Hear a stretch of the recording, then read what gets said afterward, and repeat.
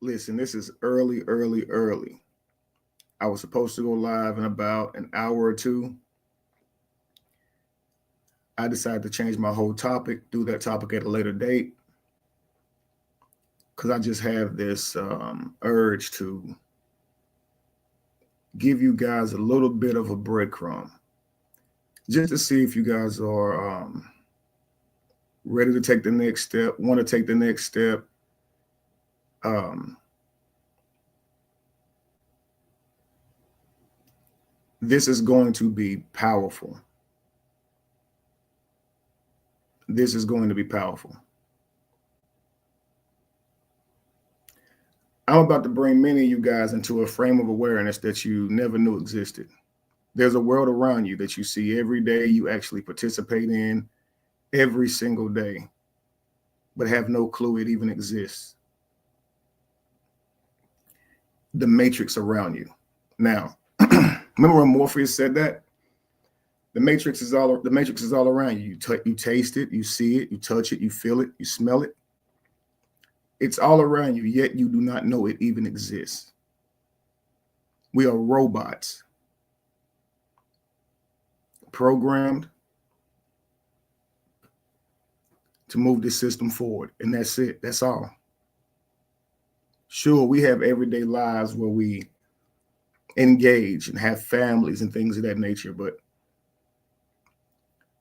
we have to learn to see the world from the person who's in power.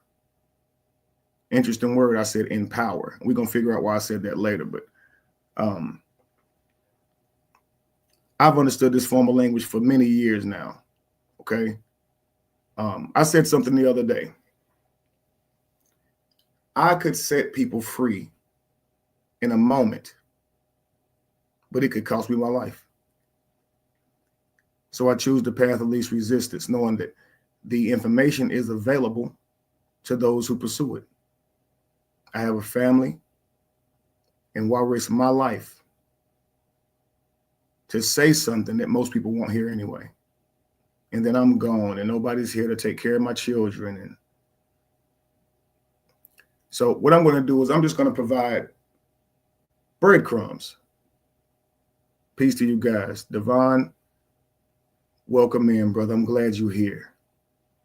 I'm not sure if you're familiar with this, but you may be. You can comment as much as you like. Fraser Willer, welcome in. Simone Roberts, welcome in. Erica Claiborne, welcome in. This is about to be a whole vibe. I don't know if you guys feel like you want more. I don't know if you guys have an inkling or have a feeling that there's more to this world than what they're leading on. If I told you that there is a perspective of a person who's at the very bottom, the social person, the one who lives inside of the societies that's been created, the ones who live on the neighborhoods, in the streets, in the houses. But guys, there's a different perspective. Okay, peace to you, Anonymous One. This is about to be good. Make sure you come back for this one. There's a different perspective of the people who create this whole system and how it operates.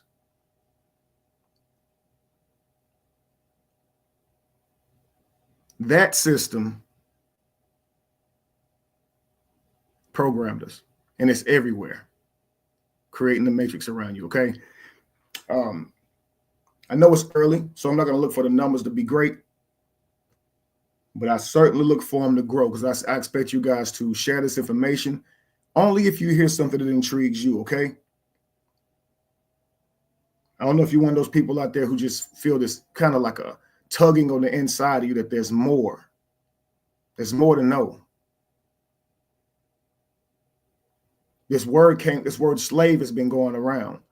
And I've been saying, guys, we're still slaves. People hate to hear this. And they have no clue what I mean. And I'm just going to provide you one breadcrumb, okay? Now, you have to imagine this. Way back when Harriet Tubman would tell a slave that they were a slave, you know, half the time they try to end her life, telling her that person is a master. and you can set yourself free from somebody at this point they love. Stockholm syndrome, it's all they've ever known. They've never seen it any other way. So that becomes the world. It becomes how you believe the world should be. And you're telling these people all of a sudden that they are slaves and they don't have freedom. What is this freedom you speak of? What do you mean leave this property? What's out there? They try to kill her. She had a shotgun in her hand. Because if a slave was going to go back, she would have to end their lives, because she knew they would tell where they were. Freedom ain't easy.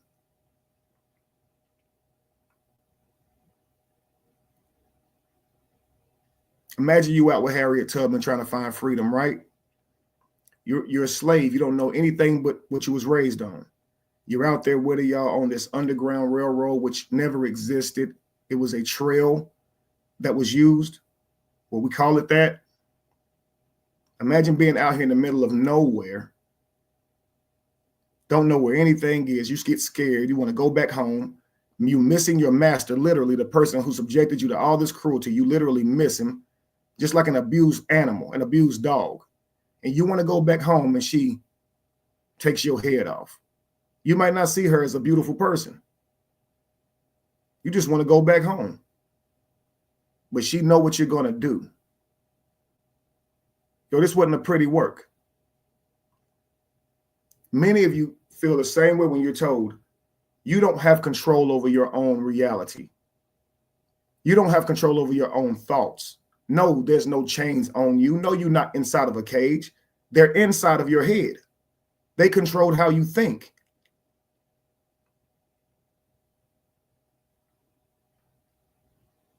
Your brain is only based on the knowledge and education you receive. That's not all to the world.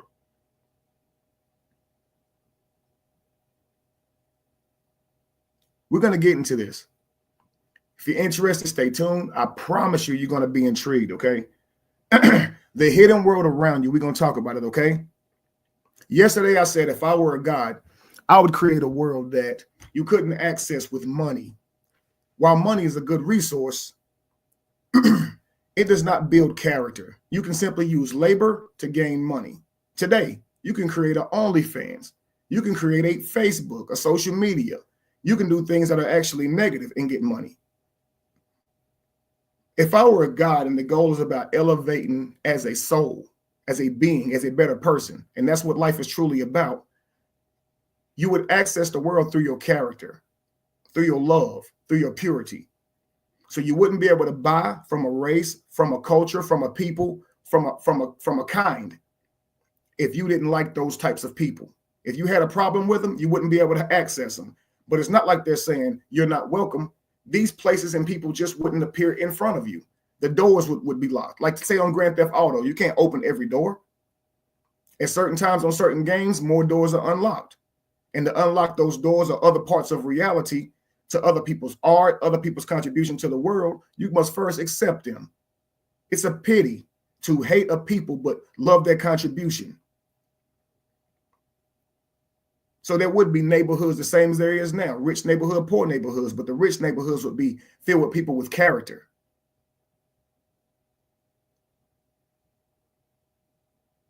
And it can't be fake. You can't pretend to like a people. You have to truly do the inner work. And then the world around you unlocks. Now, get this. Likewise, that actually exists in our world, family. Your knowledge, you know, they said we perish for lack of knowledge. Your knowledge unlocks a whole new world around you. There are things right in front of you every day that you look right at that you never see. Literally, it's a whole world in front of you guys every day.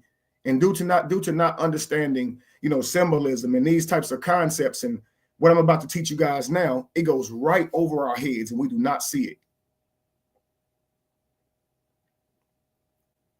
I'm going to give you a glimpse. Tell me if you want more and I'll give you more. But this is day one of the awakening. Day one. I don't know if you guys ever heard of maritime law. We're going to talk about the language and symbolism in maritime law. Don't get bored. Don't jump off here yet because your mind is about to get blown. okay? There's a world that you participate in that you know nothing about. You know how if you go from state to state, country to country, the laws vary? Weird, right? You have to learn the laws of the land. You've heard this, right? Learn the laws of the land. This is a term. You have to learn the laws of the state you go to. Can you have a gun here? Can you do this here? Can you do that there? Countries the same way. Makes it really weird because if something is wrong, it should be wrong everywhere, right? But it's not true. Legalities are all based on cities and states and all that type of stuff.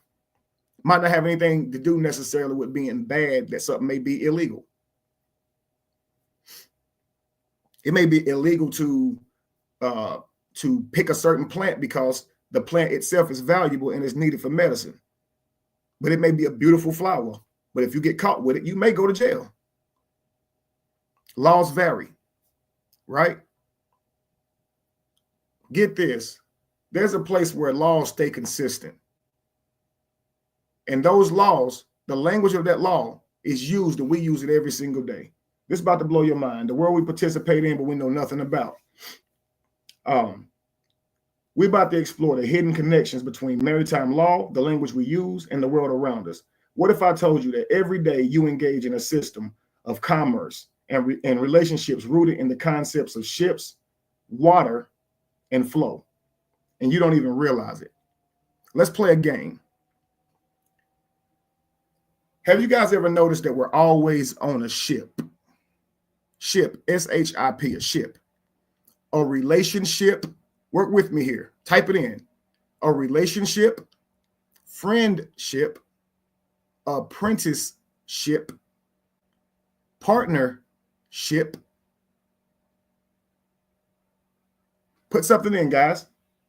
I just wanted to get you started off. Type something else in. Type in another ship. And while you're thinking of that, I just want to say the reason that is because maritime law is about shipping and commerce on water, okay, transport. But everything is related to these terms, right? Companionship, absolutely. Citizenship, absolutely. Now, speaking of ship, let me show you guys something.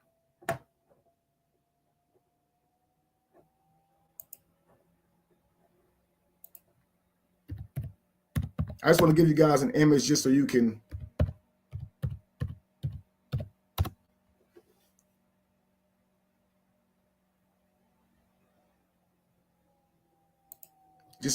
get an idea here.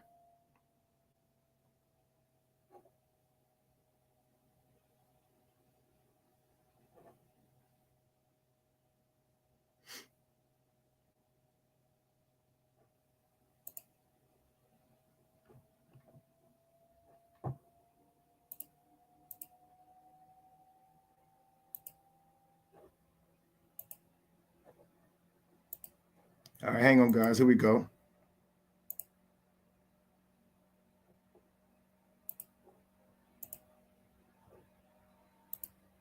All right, I have a ship right here in front of you guys, okay? We're all on a ship, okay? Like Devon said, relationship, friendship, companionship, citizenship, apprenticeship, partnership, the list goes on, right? Workmanship, it goes on. Thank you, down south. I see you guys getting involved. I appreciate that. We're always on a ship, okay? So I want you, while you look at that, I'm going to say this, okay? Maritime law and its influence. What is maritime law? Maritime law or admiralty law governs the seas, but its influence extends far beyond the water. It regulates commerce, our contracts, and disputes. So now think about this. Commerce, the buying, the selling, the shipping, the receiving. Contracts, agreements between you and another person. Disputes, meaning the court of law that we all go to, is going to be connected worldwide, all the same, in uniform, and you didn't even know it.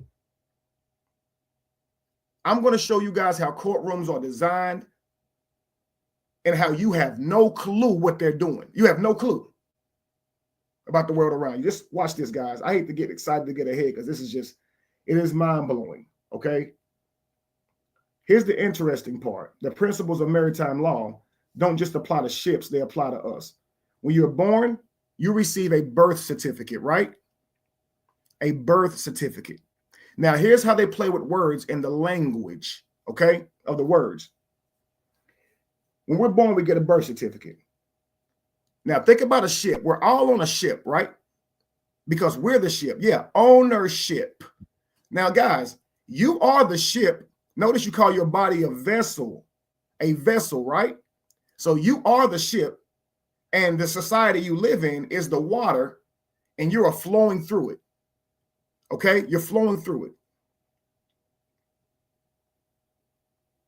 You ever hear the song, and these are nursery rhymes that were said when you were young, but they're actually your ancestors giving you clues that you are not in a free world, right? Row, row, row your boat gently down the stream. Merrily, merrily, merrily, merrily, life is but a dream. Now listen, row, row, row your boat. This is you working your way through the world. Gently down the stream, through the world. Merrily, merrily, maritime law. Merrily, why they say merry? Merrily, merrily, merrily, merrily. Life is but a dream. It's but a dream.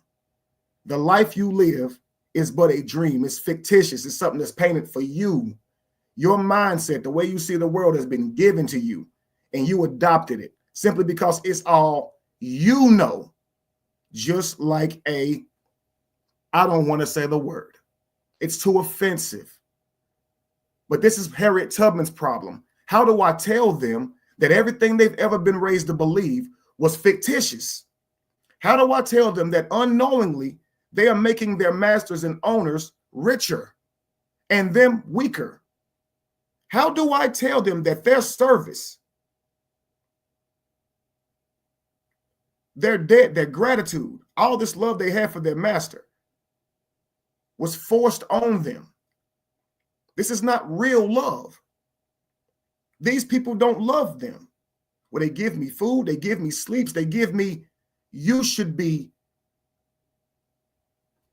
independent on your own to be able to provide those things, not be grateful as a grown adult to someone else for providing those things. When you are grateful to somebody else for giving you a life like that, and you are adult, you have to understand something's wrong here. Because no grown adult sufficient human being should be grateful for being taken care of. They should want their own life to live. That's crazy. Sometimes you got to look them dead in the eye and say you stupid. You can't, because they don't deserve it. But it will make you that mad, Manny. It will. You'll be like, man, you just dumb, because you don't get it. But we got to get to this, okay? You're a ship. You're the ship, guys. Okay? On a ship, there is a thing called a berth, okay? A berth. Now, I talked about your birth certificate. Every one of us get one of those coming into the world, a birth certificate. We all get one. First thing we get, right? Now, on a ship, there's a thing called a berth. It's the place that you sleep. It's your bed, berth. But it's spelled differently. And this is how they get you guys. And I want you guys from here on out, when you see a word that sounds the same in tone, in tonality, question that word. Okay? Most languages don't do this. But the English language is rooted in maritime law. It's part of what they use to subject the world. I'm telling you guys. Birth, B-I-R-T-H, meaning being born. B-E-R-T-H, meaning bed on a ship, but same word. Different word, but same tonality. What do you mean tonality, Kevin? They both say birth. The word is birth, or with earth, or with the word earth in it. Birth, right? Okay. Phoenician, guys, Hooked on phonics, telephone. Phonics, it means to talk, right? Phonician. Okay, the root word is phone.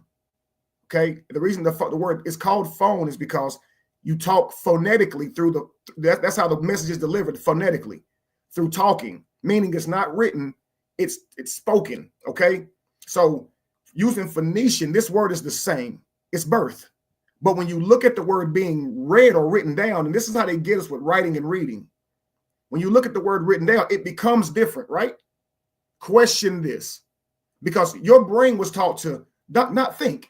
When you look at words and they're misspelled, you told to read it like they tell you to read it.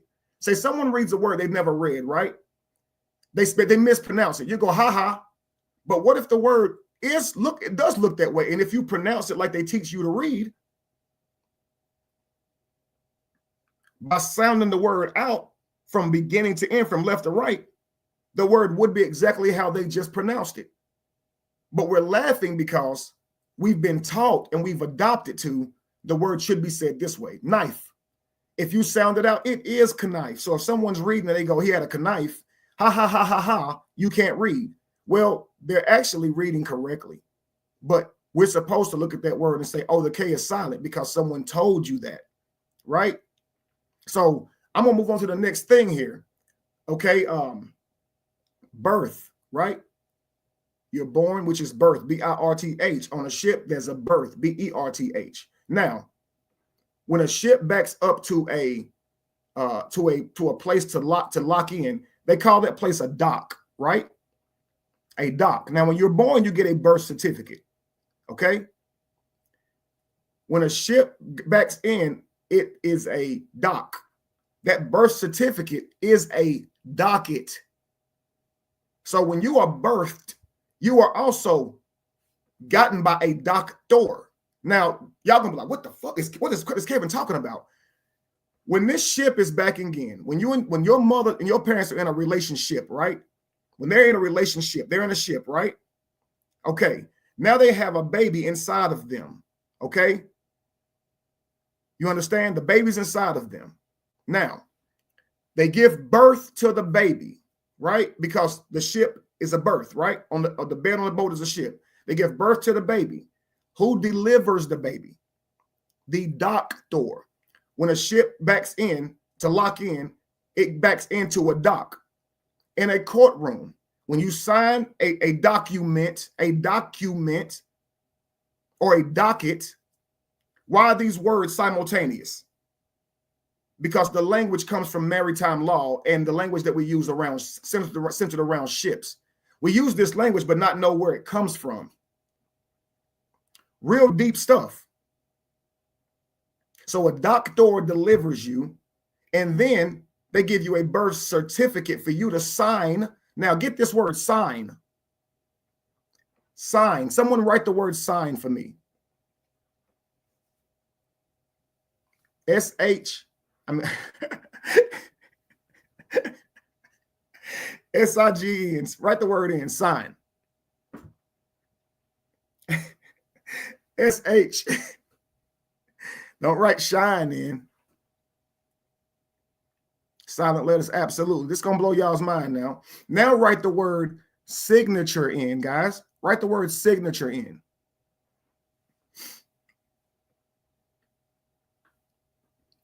Write the word signature in now, guys.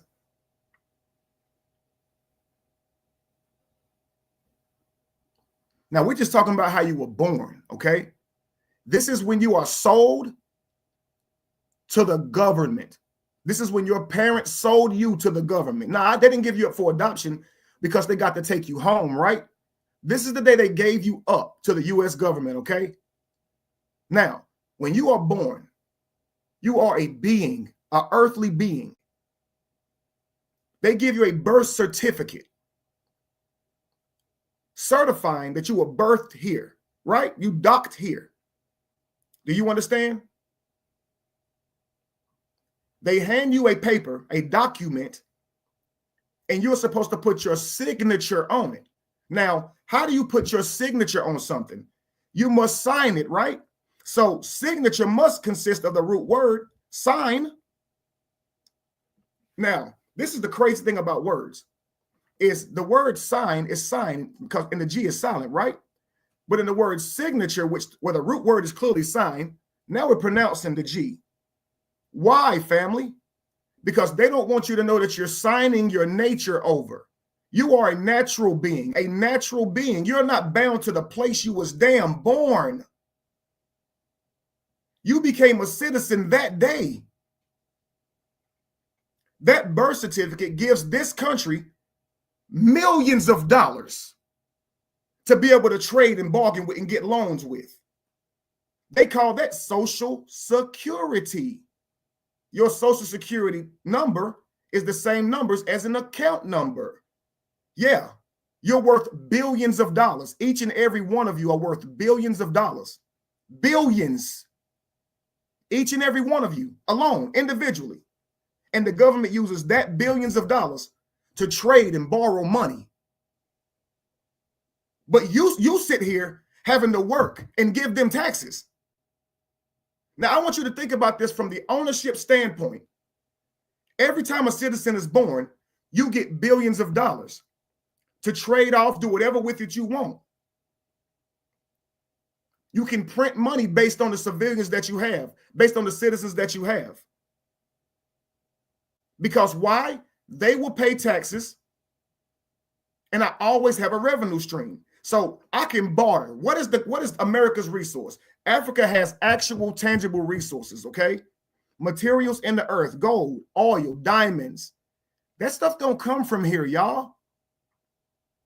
Y'all think way back in the situation with Iraq. What's that with the oil? Yeah, this is why I don't really love and believe in the military. Because we protect our lands, but we invade other countries where their soldiers are supposed to be protecting theirs, and we don't care very much about that. We'll go in and take their resources. So we're still colonizers. You live in a land of colonizers. While you have been colonized, you enjoy trips to those places. Kevin, why you never tour the world? I never see you do that. Yeah, don't really believe in it like that. These places used to belong to those people. Now the only thing they own there is the fucking tourist place when you get there. The only reason you get to go to Hawaii is because they own it. You know how they own it? They took it. California used to be Mexico. Why do you think every word in the damn in every state is Spanish? Los Angeles. You can go on. I could go on. Your Social Security number is a account number with billions of dollars literally in the account, guys. People have learned how to access this account and take care of their lives. Can you get in trouble for it? I'm sure. But it's true. That's all you need to know is it's a 100% fact. So you sign your nature over, giving these people ownership of your children. Have you guys ever asked, why can they come and take my children? Why can they come take my children? You don't treat your child right. Give them here. Have you ever asked yourself, why do they have the power to do that? Now, see, back in the day, they had the power to do that because they just owned you, right? So whatever reason they wanted your child for, they could come take them. But now you're free. But except you're so ignorant, you still contribute to the system because now you're selling your child into slavery. And what did they give you? When you signed the birth certificate and they got millions of dollars in return, what did you get? When they said, I can go to the, what's the name? Can't think of it. The place that prints money, revenue, it'll come to my mind. When they can go and print more money simply based on the amount of people they have in their world, okay? And they don't give you anything but tell you you got to pay them taxes just for being here. But instead, they get billions of dollars in place of you. You don't see how you are a resource. You are America's resource. You're not gold. You're their resource. This is why you are referred to as ships in water and energy. So when you are born, you receive a birth certificate, or should we say birth certificate, B-E-R-T-H, like a ship docking at a port. You are registered as a vessel in the system. Now, I said it like that on purpose like a ship docking into a port. That's what you call it, a port. You are registered, Regis is royalty. You are registered under the king. Registered under the king, Regis. Root word is Regis, guys. Because we don't understand the very language we speak, Federal Reserve, absolutely right. Because we don't understand the very language we speak, the words are right in front of us. And because we don't understand the language we speak, we're Towers of Babel, just talking, just saying the words, but we don't understand the language. Like what words break down to be, the etymology of words, what created the word, what does this word actually mean? Not just the definition. Remember I told you guys phonician is saying the word. Definition is writing the word down, writing the word down, not the meaning down. Definition. We don't learn these things or the meaning of words. So now we're contributing to a whole world around us, making the world around us stronger, just like they were back in the day. Every building they built made them people stronger. Every garden they planted made them people stronger. And they didn't know. They thought they was just getting food and sleeps and eats. And he takes care of me. And we was making them people rich as hell. Do you guys understand? America got ahead because they did not have to pay their workers, aka slaves, where other countries had to pay. This was why the war went on between the North and the South. The North wasn't tripping about slavery, y'all. This didn't become a problem until they couldn't keep up with the South, because the South didn't have to pay their workers and the North did. They asked the South to stop so it can be fair. We can't sell our products and make money because y'all can undersell us. Y'all don't have the same overhead. Y'all got slaves. The South wasn't trying to give that up. It wasn't about freeing slaves. Nobody has ever went to war to free you. Your freedom has always been based on your knowledge. How do you zoo an animal, family? You reduce its brain. That's how you do it. The first few animals are going to be hostile. It's their offspring. You have to raise them only in a cage. And if that's all they know, they'll think that cage is protecting them. And that's us. We look at these animals every day. And I think the universe is saying, this is you, this is you, this is you. And you don't even know it. You think you're going to the zoo to witness animals who have been moved from their environment and don't know who they are. That's you. It's a flip. It's like Black Mirror. You're in a world that you contributed in and don't even know it exists. Did you know back in the day, people used to go to people zoos and didn't know slavery existed? This is how subjected your mind can become. Your lack of knowledge, based on that, you perish. We live in a world today that's the same way.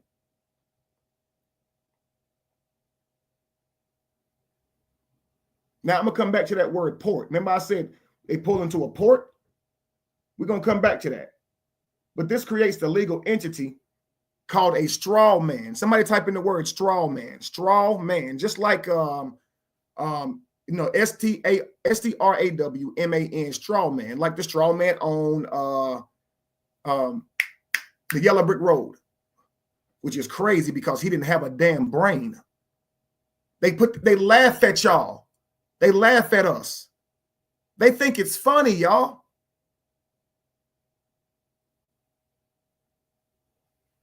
Straw man didn't have a brain, right?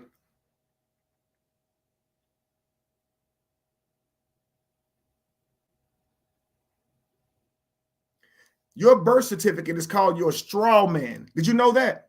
It's not you. If you notice, guys, look at your birth certificate. You're going to notice that the letters on it in all caps. This means that's a company. That's not you as a person. That is fictitious. Straw man. There's a fallacy called a straw man argument.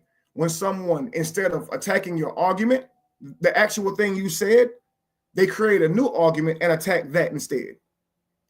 It comes from this term, straw man. So when you look and you see letters in all caps, any business name you ever see, you ever notice it's in all caps? Because you cannot put it in lower caps. Corporation, the root word is corpse. Corpse, meaning a dead thing.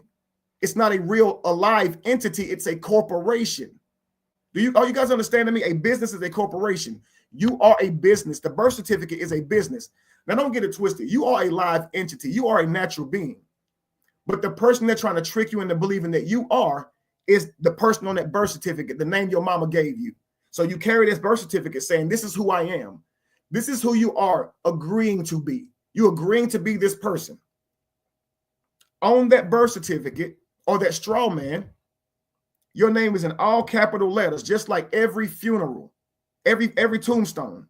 It's in all capital letters, just like every business name, all capital letters. That is a dead entity, guys. It is a corporation. Again, root word corpse. If we understood language, which comes from a term called as you war, because you have to constantly be thinking about what you're saying and reading, just like a contract, because your words are a contract. Your words are powerful. So when they say, are you Kevin Wesley? And I say, yes, I'm Kevin Wesley. I am agreeing that I am that person on that straw man. Alicia, I'm about to bring it together for you. I'm a time machine. When I tell people I'm made of magic, I can bring you 10 years into the future with a conversation. People don't believe me till they have a conversation. The stuff I give you, you have to thumb through a library for years to gather. I've already done it for you. And I don't forget a thing.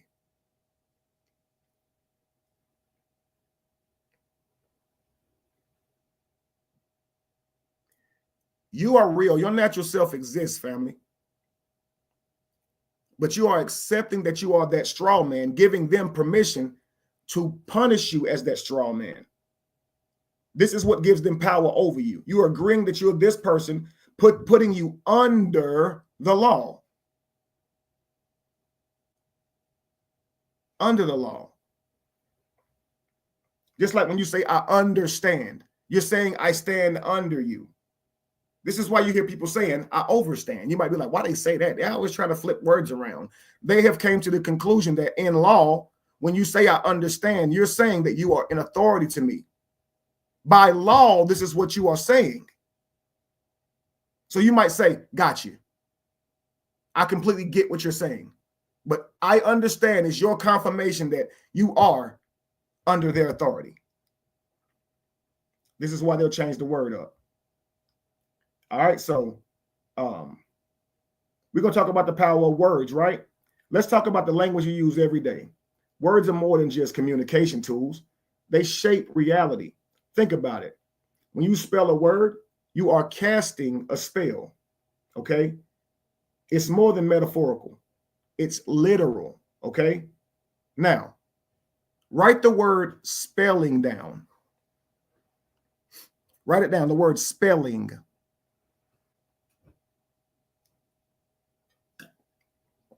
Type that word in, type in the word spelling, type in the word sentence, type in the word period, type in the word period, sentence, spelling, period. Type in the word writing, writing, W-R-I-T-I-N-G. Type in the word writing. Then type in the word R-I-G-H-T-I-N-G, that word writing. Type that one in too. Now I want you guys to keep those words in front of your face, and we about to work through something, okay? Here's how words become powerful. Here's how words become spells. Number one, you can't put a word or a sentence on paper without spelling it, right? Now, you guys were taught because you watched Charmed, okay, that creating a spell is getting two bones and a tooth from a gorilla's mouth, and a feather from a phoenix, and an owl's neck bone, right? And then put some sage in it, and then all of a sudden your spell has been cast, right? That's what they told you. Your mouth is made of magic, family. When you open the world up, it's by you telling it to. But you have to line mind, body, and soul up, and this is how you create the world. Where words are powerful, family. So you can't put something on paper unless you are spelling it. You are casting a spell. So when I read your words, family, okay, it creates an idea in my mind. You guys ever been in, say, Walmart or the bank, and you're standing too close to the counter, and you know because you look down, and you see the words that say stand behind this line, you notice your feet are in front of the line, right? And so you step back behind the line, right? What just happened? There was just a spell cast on you. Now you just think I looked down, read the word, and decided to obey it. But think about this. If those words weren't there, would you have obeyed it? What would there be to obey? So we live in a world where spells are constantly being cast, family. Your brain is a magic place. The tongue is the wand. When I make a request of you and you say, yeah, sure, I put a spell on you. The only reason that you're able to process that is because of something I just said to you. It doesn't mean it's negative, but your mouth is how you get things done. Your words are how you get things done. That's how you move the world with the power of your words. Master your words. Okay?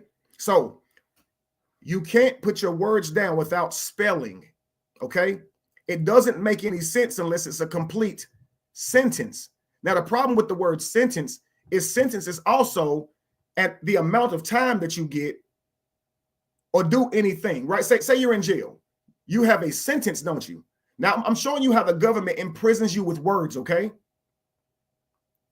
They give you a sentence because you're in there for a period of time, right? Isn't that crazy?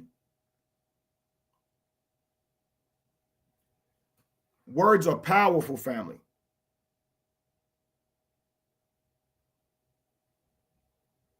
You are put in jail in a cell, why they call it a cell, because a cell is what connects to a battery, okay? You're charged with a sentence and put in a cell for a period of time. And while you're in this cell for a period of time, they make you work without paying you, or they pay you very little, keeping most of the funds, which is exactly what your master did when you worked on that railroad, when you was out there in that field. When you lose your rights, you are going into direct real slavery that still exists today. And you guys call that the penitentiary. What do you think inmates do for a living, y'all? They work for the penitentiary, for the U.S. government. They sew clothes. They got real plants in there. Like I'm talking about real plants send their labor through prisons, y'all. Shoe companies do. They pay them very little and keep most of the overhead. Literal slavery. We just call it the pen. You say, why do they put crimes on people that didn't do it? Because they need more workers. But you guys are aloof to this. So why do all these weird laws exist? Hey, it's got to get as many people as we can get. Why do they allow people to provoke and then punish the person for responding in a harsh way? Because if you stop people from provoking, less people would go to jail. Sick world we live in, y'all. So they charge you with a sentence and put you in a cell, which is literally taking your energy. They work you guys. They literally work you. So they are using your energy to fund and build themselves. So you are, in fact, a battery being put into a cell.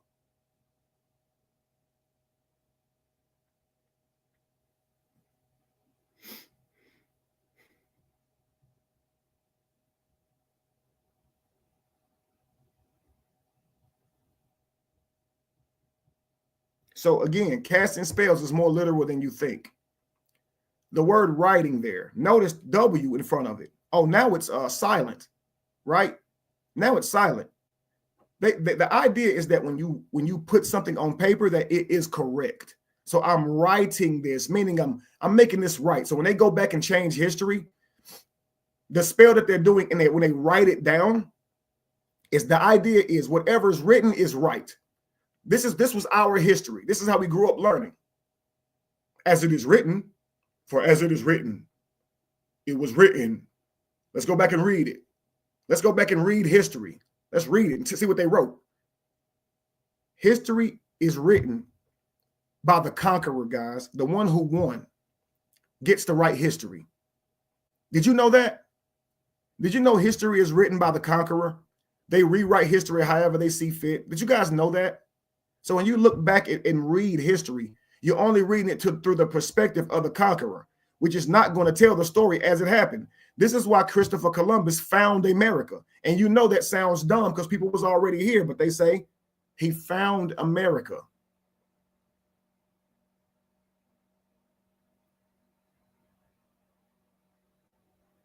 Everything we grew up believing in is a lie. You can't trust what they write down in the books. You hear the Titanic actually happened a different way now, that it was no iceberg, that it was a setup over some banking stuff with rich men.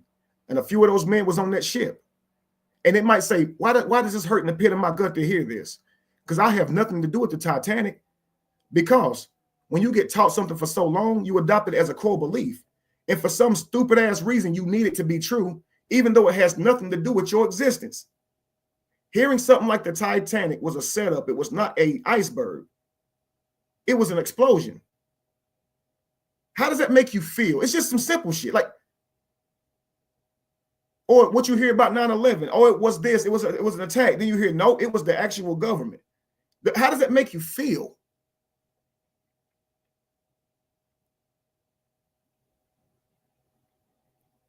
So can you trust the news? Can you trust what they put in the things around us? Can you trust history?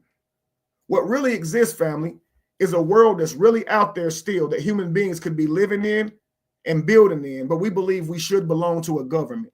Have you ever asked yourself, why is it so wrong if I don't want to live in the city? Why is it so wrong if I just go out into the forest, build my home there, put some panels on it, some solar panels on it, and just live away from people and not pay nobody for nothing? Why can't I just find a spot in the forest, not pay nobody for land, and just live out there off the land, hunt and fish? Why would that be a problem? Why am I not allowed to do that?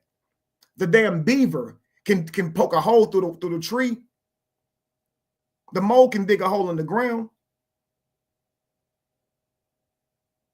Every animal in nature can go build their own home and survive like they are supposed to in their natural habitat. But we have to stay here, guys. We are in a zoo.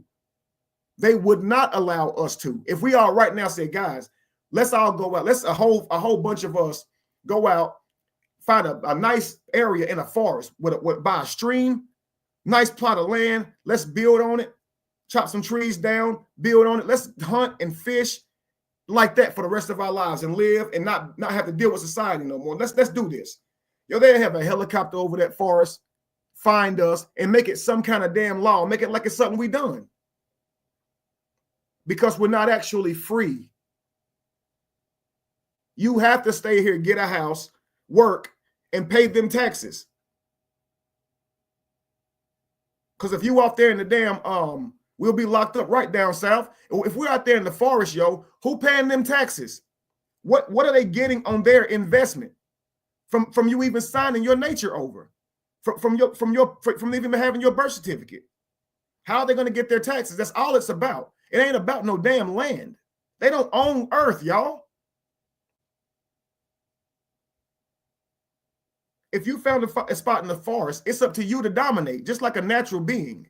Piss on all the trees, set up shop and defend it. That's nature. You're not a natural being. You're going to look for a house, find out how much it costs. What school my kids go to? What is supermarket at? You don't hunt. We are not free. I'm laughing because it's so obvious, yo.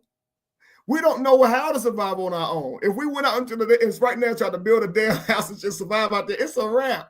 Because you got to wake up every day and hunt. Every day. You might not find shit. It's a wrap. We're going to be like, I miss the good old day. I think we like being slaves. This shit is comfortable. It's funny, but true. We don't want to be free. Just like them slaves did. They had a bed. It was raining. At least they was hearing water bounce off that tin and shit. They did get Sunday off. It's like you want to go out there in the wild. I don't know where I'm even going. Where we gonna sleep at? Ain't no sleep. We walking. We hiding. Hey man, I'm good right here. I'm good right here. Now, if the government said, listen, if y'all want to go, y'all can go.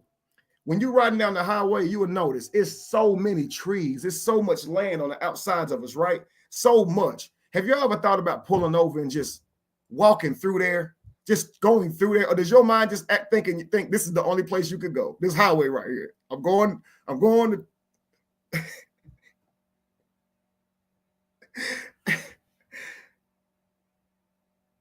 I'm just trying to figure this out. When you guys are driving down the highway, right? Okay, you guys drive down, you're going to Kansas City, okay? You go into Kansas City, you got your map in front of you, you got your I was gonna say Garmin, that's way back in the day. You got your navigation, probably on your phone now. You see the streets, it's like that's the only place you can go. Those trees is blurred out and shit. They don't even make them, well, they make them detailed now, but you know you ain't going over there. You don't even focus on it. It's like that don't exist. You're just looking at the damn route, right? Just like you are energy going through a routing box, right? And when you guys are in an airplane looking down at the ground, don't it look like that? Don't our cities and stuff look like power grids? And y'all might be like, yo, why? I'm going to tell you why. Because they are. And you are the energy that keeps them going. You're the hamster on the wheel, literally. I'm not being figurative. You're the hamster on the wheel, literally. That's spinning the wheel, and that wheel is creating energy that's keeping this country going, guys. And when you're looking at those routes in your Garmin, your navigation, driving up that street, the only reason you see that route is because your brain's been programmed to do so. You are just a current of energy going about this system that you call life. Trust me, guys. Trust me. So when you look to the outside of you and you see trees and stuff, right? You don't question it. But what if you just pulled over and just walked through? You'd probably be scared too. It's probably a bear in there. Yeah, you sound scared. You do. But you are a conqueror. You are the scariest being on earth. But y'all be scared of stuff like chicken heads, like literal, the heads of a chicken. I can eat it, but I can't look at its face. I don't want my fish with the face on it. That's Jamie right there. I don't want to eat no fish with no face on it. You are a monster. Eat that fish. You're a monster. It runs when it sees you. Imagine a lion like, oh, no, move the head. Move. Well, I don't want to see the eyes. Yo, you eating the animal, yo. What are you talking about? But it just goes to show our brains, yo.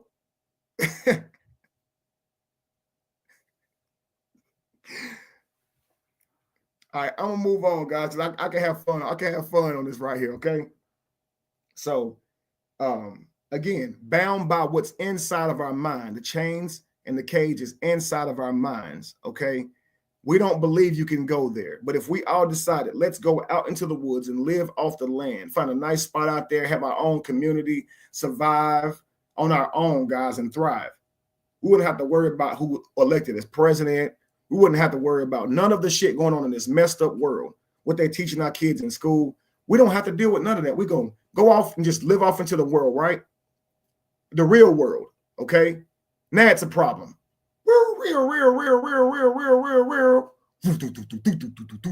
Helicopters coming to get you. This just in. Terrorist group out here, blah, blah, blah, blah, blah, blah. They ain't going to tell y'all why. They ain't going to say innocent people who just wanted their freedom as a natural being were living out in the natural world. And here we come barging in because we ain't about to have that shit. We ain't having that shit. Now you got to buy your land, pay taxes on it every year, or we taking your house, but you free.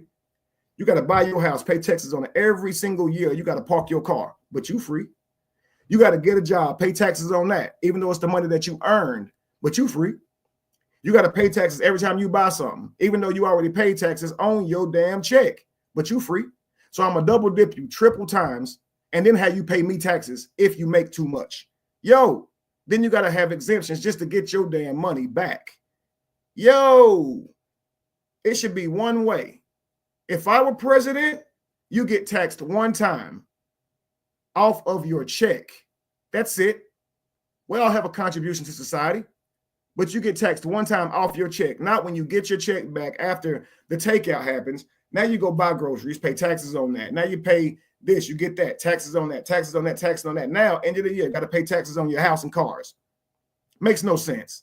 Pay taxes one time and you've paid taxes. I already gave you taxes, stupid. When you text me off what I made, well, you also got to text. I also get to text you off what you bought, but I bought that with what I had left from what I text you with.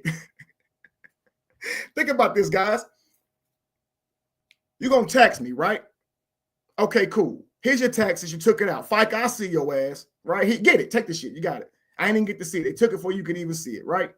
Now, okay, I got a little money left. Let me go buy me a house. Now, this is with the money, Kevin, for 2025. This is with the money that I had left over after they took out taxes, right? Now they want taxes off the house. But wait a fucking minute here. You're a double dipper. I would never eat chicken wings with you. You're a triple dipper. That's utterly disgusting. You want my germs, yours, and my germs, and his germs, and her germs. Who's triple dipping out here? That's crazy. That's nutty. And we just go for it because everybody's doing it. And that's life, right? But that's not how humans naturally live in the world. Thinking about taxes and paying bills. That's how you live in the world. You thought they train you, go get a job, have a career, live life.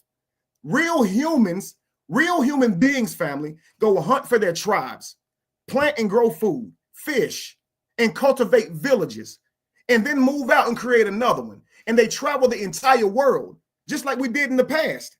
They don't want you traveling the world anymore. They want it to yourself. So you are a citizen and you got to pay to leave. And you have to go through a port to get out. Just like that dock pulls into a port. How do you leave the country? Through a damn port, ain't it? Well, no, I'll leave through a plane. Yeah, with a passport, right? You're a ship. You are a ship. You can't even fly up out this mug without going through a port. I laugh because when I discovered this and realized how obvious it's in front of us and none of us see it, I had to laugh. It's like a fish finally finding out that they're surrounded by water. Just imagine this. Oh, I can't fly? So I've been swimming this whole time? Yeah, bro.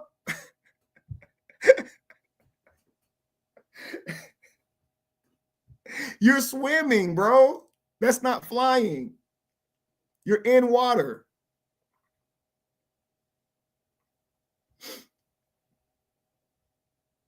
Come on, guys. Y'all know this is good. This is good, guys. Speaking of the power of words, they can cut deep. Words are like swords. Someone can literally say to you, your words are hurting me, and they'll still use those same words on you. And if you retaliate, now they're hurt, so now you're wrong. When you say something back, now they feel feeling, so now you're wrong. Words are powerful. The word words and sword is an anagram. It's a word that contains the same letters, they're just switched around. So words are swords. You always hear your tongue is a weapon. Your words is a weapon, right? Why did they design the word to be called words? Because swords goes hand in hand. They're interchangeable. You cutting someone down when you speak on. Notice how we say this in our language, because inherently we know your words is a sword. We know that's a language. We know that that's a powerful thing, that it's magic. Quit cutting people down. Why are you chopping them down? Right? And some people got a sharp tongue. No, we use that terminology. They got a sharp tongue. It's sharp, right?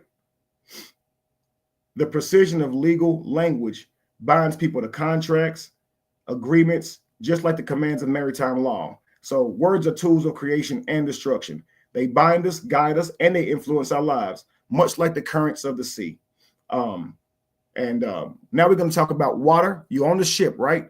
Now, we talked about how we are ships, and I got so much more to say about that, but I'm going to circle back to it, okay? But water, okay, so I told you we are navigating through the waters of the world, right? But we are the vessel, okay? So we're going to talk about water. Let's talk about commerce and the flow of water, okay? So you're navigating through the world. You are the ship, and you use money to navigate the world, right? Don't we, guys? So we are the vessel. We are the ship. We're always in a ship. Whether that be a relationship, like we already talked about that, right? And you live in this world, you navigate it by money, right? With the money in your hands. Let's talk about water and money and how these terms of language coincide, and we use them every day, not realizing that this comes from maritime law. Okay. All right. So let's connect maritime law to the metaphors of water in our language. Notice how much our financial relationship terminology revolves around water. Relationships, like a relationship or like a ship, relationships, friendships, partnerships require navigation, direction, and maintenance, right? Let's talk about our money. We take our income to a bank, correct? Now, guys, at the end of a stream of water, what is that landmass called that water is bouncing off of, right? It's called a bank, correct? And you take your money to a bank, correct? Type the word bank in, family. Bank. Peace, peace, peace. Welcome in, guys. Keep on coming in. This is good. You take your money to a bank, correct? Type the word bank in, then I'll move on.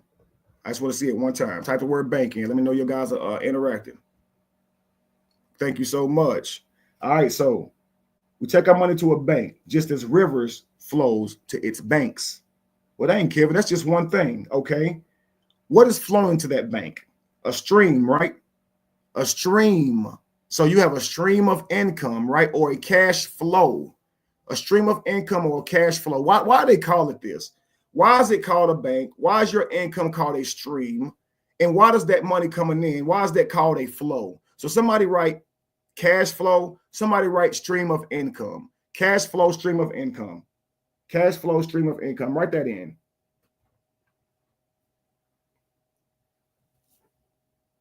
Thank you so much for flow. Why does all our streams of income lead to a bank? What's a cash flow? Come on, I need you to think. What's a crime wave? Why they say freeze when they police us? Money don't grow on trees, but it's the root of all evil. This is one of my rap lines. When I be rapping, people don't know what the physic I be talking about. But when I'm dead and gone, I'll be still waking the world up. Because as people come into the knowledge of it, they'll hear my music and hear all of that. And they'll be like, man, this dude really was on it. He was years ahead of his time. He was trying to wake us up. Why does all your streams of income lead to a bank? What's a cash flow? Come on, I need you to think. What's a crime wave? Why they say freeze when they police you? Money don't grow on trees, but it's the root of all evil. It's senseless. This paper ain't worth a dime. Who prints it? This paper ain't worth a dime. Who prints it? It's literally not worth a dime. $1 costs 2 cents to print. $1 bill costs 2 cents to print. Okay?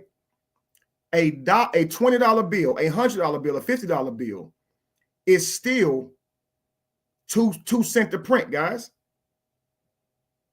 Don't be stealing my lines. $100 still costs 2 cents to print, family. Look it up. How much does a US dollar cost to print? The ink doesn't change its value, family, but to you it does. Now, just imagine being so powerful that you can put a 1 on a piece of paper and 100 on a piece of paper. It costs you the same, but the value's different to your citizens. What the fuck is that? Because they think they're being paid more based on the dollars they get. But to you, it's just 2 cents per dollar. Imagine this, family. It would cost the government more to give you 5 $1 bills than to give you a $100 bill. But the value of the $100 bill is 20 times that of $5. Guys, think about this. Think about this, guys. It would cost the government 10 cents to give you $5, but 2 cents to give you $100. Yet to you, the value of $100 is 5 times more than 20 times more than $5. Think about this, guys. So if I can print money, print it and write numbers on it, are you really getting richer because you got money? Think about this. Are you really rich? And this is why you guys hear me say, you've never heard me say I was damn rich or wealthy. Rich is having your freedom, not having to go to work. And that's freedom, not having to go to work, because your work is what you do for a living. So I'm free. I talk, I speak, I make my videos. I make enough money to survive. No, I'm not rich, never been. I'm just like y'all. Y'all make money at y'all job, y'all survive. I make money at my job, I survive. regardless of what it looked like on the other side, viral videos, huge platform, I still survive. I still got to save my money, budget my money. The month that fluctuates, it goes up and down. I'm just like y'all. I just don't work for a person. But I saw that as buying my freedom. If I can figure out a way to do what I love for a living, I'll be a free man. That's my definition of a free man. Because I know having money don't make you rich. They're in control of its value. They print it off, give it to you, and you sit here and be like, look how much of it I got. Look how much of it. I'm looking at you like, wow. Yeah, it spends well, so we do need it as a resource. But the system you live in, they don't have to live in that world. They can print it. You have to work for it. They can print it. And then on top of that, your very birth certificate is worth billions of it. You're a walking gold mine. You are already rich and don't know it, but have no access to your bank account. That's crazy, yo. Bank account when you was born, but have no access to it. Act like they helping you when you come to them for something. Hey, man, I need some Social Security. I need some food stamps. I need some of this. That should be an automatic. You got it. I'm getting billions of dollars off you. You got it. Now, they take that from the taxpayers, too. That's crazy, yo. So when people say, I stand for this country, I'm a soldier for this country, I'm like, yeah, ignorantly you are. You're a gatekeeper unknowingly. Just like the man running across the damn slave yard with the shotgun, and he black too, and he's shooting his own brothers and sisters because his master praised him and raised him to do it. The same shit happened. It's just a different look. And because we don't live back then, we don't recognize that we're still very much in the same world. Now, we talked about money. We talked about stream of income, cash flow leading to a bank, right? Okay, let's talk about what the money itself is called. Currency. Currency. It's called currency, family. Currency. Doesn't water flow in currents? Somebody type in the word currency. Then I want you guys to type in the word current and C, S-E-A. Current and C, okay? But currency. So you have a currency that comes in flows or streams that you put in a bank. Now, come on now. Now, come on now. You don't think they calling money water and you're the ship? This is how you travel the world based on the money, right? So once your money is in the bank, notice they now have power over it, right? So they call it, they can now freeze your assets. Why do they call it freeze, guys? Why are your assets frozen? Why is the term of your cash flow being stopped called frozen? Why is it frozen? Type in freeze your income. Type in they can freeze your income.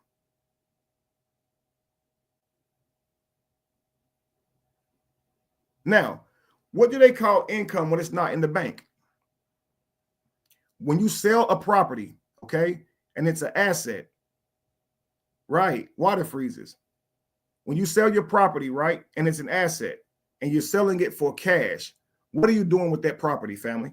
I want to see if anybody can come up with the word. It's related to water. What are you doing when you're selling your property so you can turn that into tangible money, into a certain type of funds? What are you turning it into, family? Now it's frozen. If the flow of water, if your flow of currency is stopped, it's frozen. But if you take frozen income, which is an asset, right, and you make it to where you can spend that money again by selling that property, which is it's crazy they call it sale because you sail on a C, but they spell it S-E-L-L, but S-A-L-E is when the boat is on a sea, right? Freeze your income. You're right. We're getting there, family. What do they call it, family, whenever you sell a property for actual money? I'm just going to say it. You guys are not saying it, okay? Liquidating, okay? You're getting liquid funds, okay? Liquid, right? Liquidation. Tina, I know you had already typed it because it came up too quick. And Lolita, you probably already had too. Liquidation. Absolutely. So when it's frozen, when it's in an asset, it's frozen, meaning it is your money. You do have this much in net worth. It is yours, okay?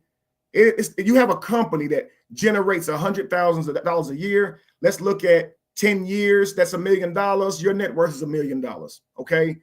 We got your net worth, but that's not liquid. That doesn't mean that's what you have in your bank account. So when someone looks up your net worth, they're seeing the totality of what Google is saying you are worth. Okay. So if you take your income and multiply it over 10 years and they say you're worth that, they're saying you have a corporation that could earn you this. So if you were to sell your corporation, it's worth $1 million. Because if you're going to sell it, I'm not going to sell you my corporation for no less than 10 years of its worth, of what it's earning, of its earned income. That's all your business is worth, is what it's earning. You can love the brand, you can love the idea, but all your business is ever worth is what it's earning. So what does your business cost? If I'm appraising your business, I have to look at what it earns. So we're going to look at that over the next 10 years. This is what I'll offer you for your business. I'll give you 10 years worth of what you would have earned right now, walk away. Well, no, give me 8 years and I'll give you 20%. Well, give me 5 years and I'll give you 5%. Do you understand how that works? But if it's an asset, it's frozen. You always come with the knowledge. Blessings, King. Thank you so much, Lolita. See, that right there is evidence that she is receiving information and she's enlightened. And this is reciprocity. Okay. Thank you so much for that. Guys, this is profound information. Put a 1 in the chat if you're enjoying what you're hearing so far. I'm about to continue, but put a 1 in the chat if you guys are enjoying what you're hearing so far, if you're enlightened by it, if it's new information to you, if you feel like your mind is being blown, if you feel like you're waking up as we speak to a new reality, to something that you didn't know, that you can feel inside of you is true. You don't even have to know. You can feel it, that this man is on to something. He ain't lying, yo. It makes too much damn sense. Thank you, guys. Thank you, guys. Thank you, guys. So your money, right, is frozen when it's in an asset, okay? You liquidate that fund to get the money to spend. Now you have to sell the home to do that, though. So everybody write the word sell in. S-A-L-L, S-A-L-E and S-E-L-L. And then C-E-L-L. Write those 3 words in. C-E-L-L, S-A-L-E, and S-E-L-L. Write those in, guys. The word sell. Write that in. All 3 spellings. Why is it 3 spellings? You ever ask yourself that? How is it sell, sell, and sell? Why is that? Why is phonetically you say these words the same, but based on the sentence that they're in, you automatically know the difference? For example, Kathy had a sale today. She made great commission off of it. Now, Kathy's going to take sale today. She's going from this place to that place. Kathy's going to school to study sales. It's the same word, right? But now watch this.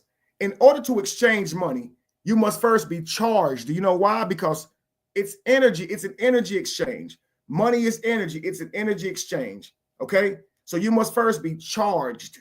Okay. Before it sells. Okay. Now, what is a sale? S-A-L-E. Now, not a sale like as in, hey guys, there's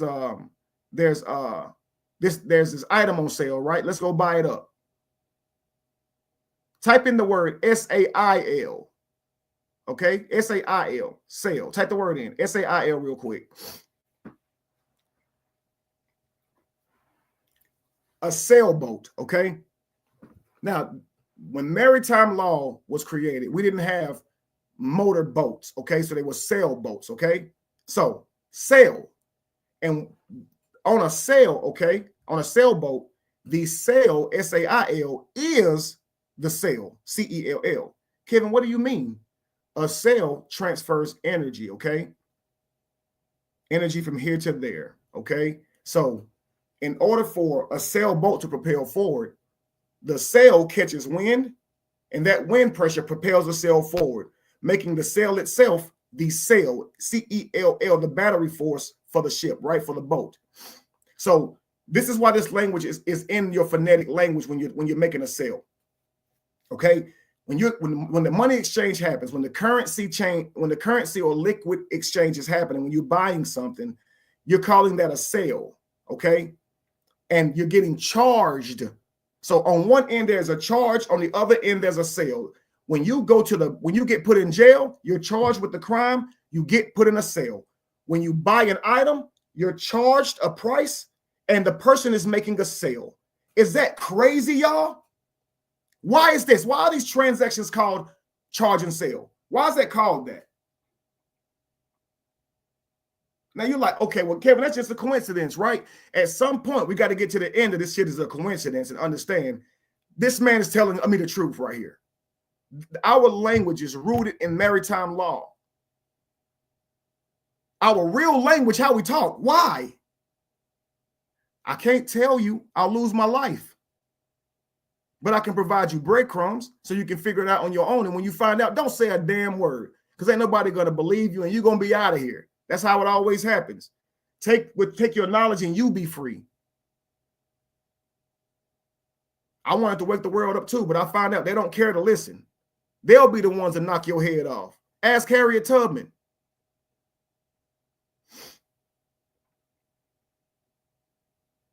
Money is currency, guys, derived from the word current, which describes the flow of water. Okay. So we talked about boats. Let me show you this. Let me show you this real quickly, guys. Should have typed this in first. And we're just Googling it today. It's no big deal. Let's see here.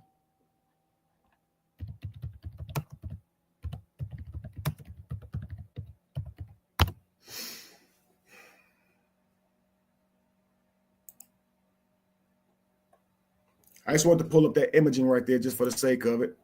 I meant to do that earlier. I don't know what just happened.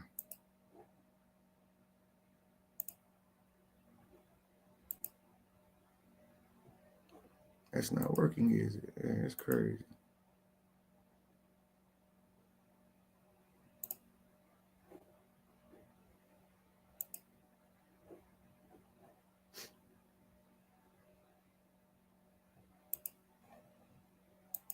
Whatever, we'll come back to that. I was just going to show you guys an image of waters, rivers, and streams.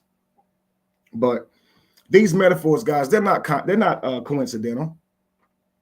You understand? They reflect the deep influence of maritime law and the symbolism of water in shaping our understanding of commerce and relationships. Now, here's how you participate in this system, okay? And now, trust me, we haven't even begun to play with words. We're going to have some fun at the very end of this, okay? All right, so let's go.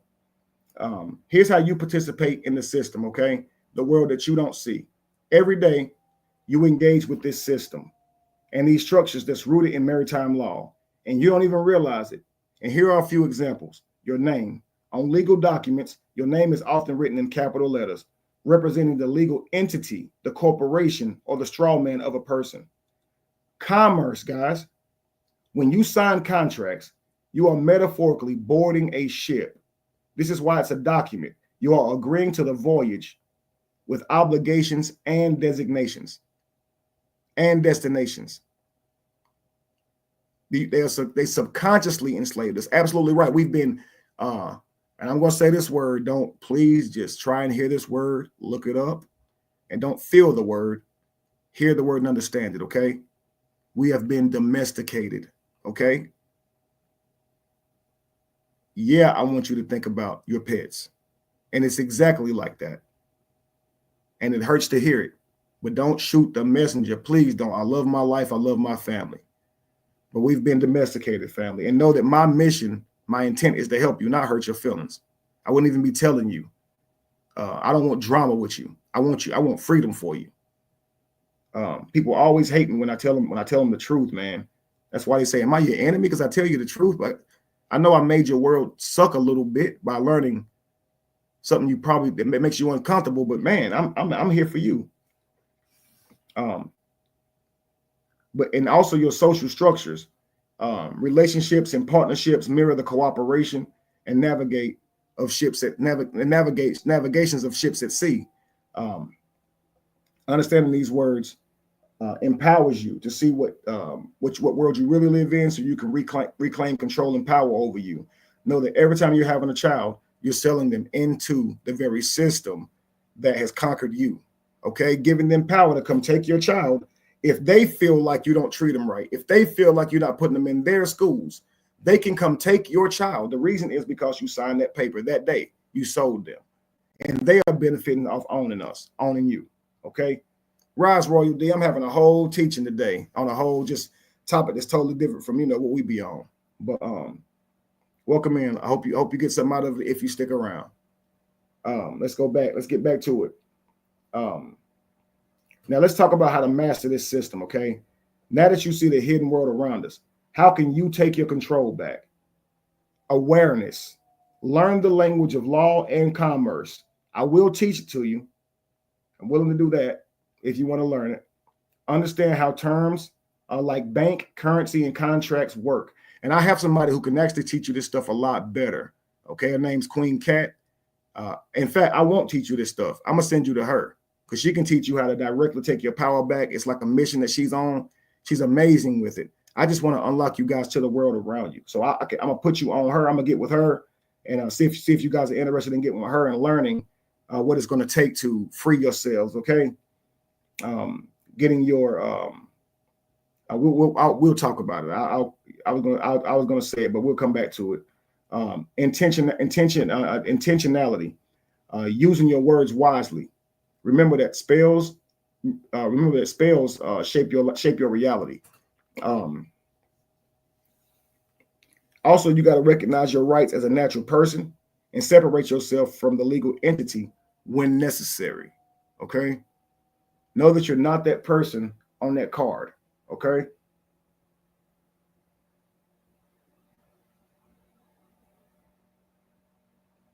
Truth be told, we do live in a vast ocean of unseen systems and metaphors.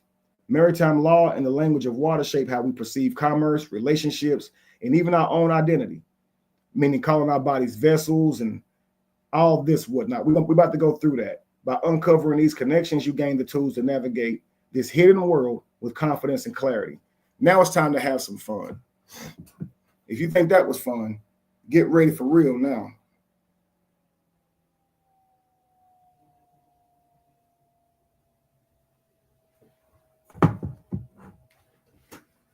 I'm just getting ready. Hang on.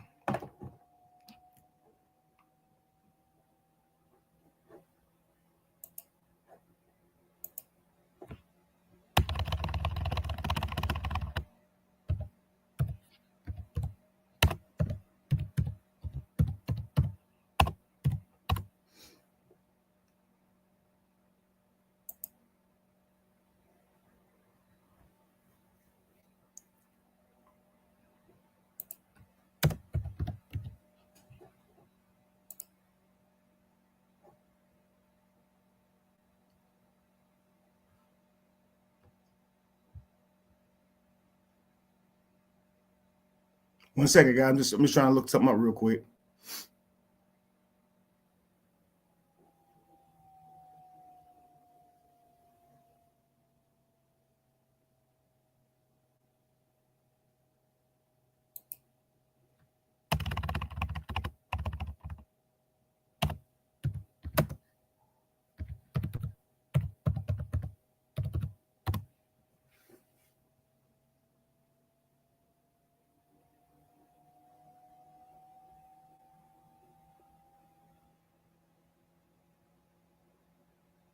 We about to have some fun. One second.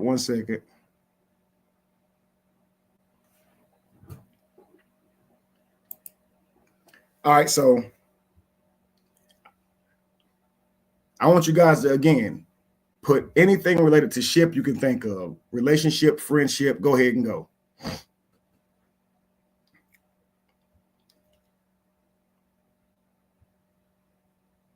Now, I'm going to say something. I want you guys to just type them in as I say. I'm going to type in your own, okay?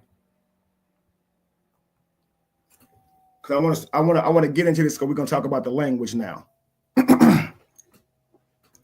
So as far as the ship goes, you got citizenship, leadership, relationship, ownership, hardship, partnership, membership, internship, worship, sponsorship.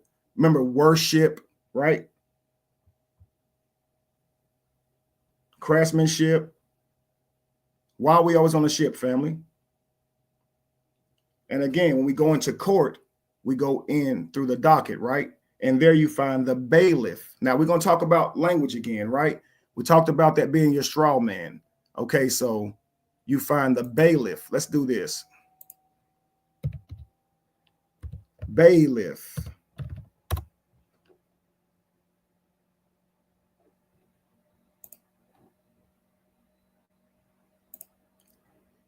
Bailiff. Okay, guys? Write that word out. Bailiff. B-A-I-L-I-F-F. Bailiff.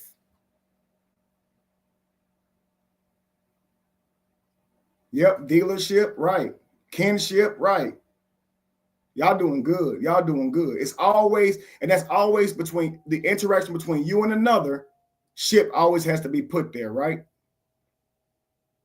It's okay. Welcome in, welcome in, welcome in. Bailiff. Now, thank you so much, Alicia B. Now, why you added Alicia? What's the root word in bailiff? Oh, you guys going in with the ships. Good work, good work. What's the root word in bailiff? Thank you so much, Robin Lotz. Good job, good job. What's the root word in bailiff, guys?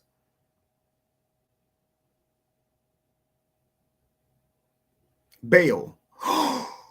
Oh, okay. Now, bail, because you get bailed out of jail, right? But why do they call it bail? Now, I want to show you guys something, okay? Remember I told you that it's called a straw man, right? Well, if I take off the word bail and hit images, hang on, you got bail as it related to court, right? But what about this? Same Phoenician, right?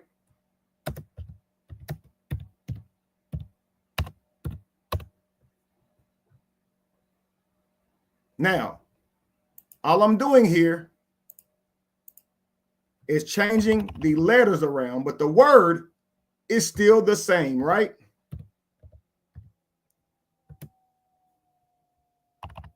The word is still the same, right?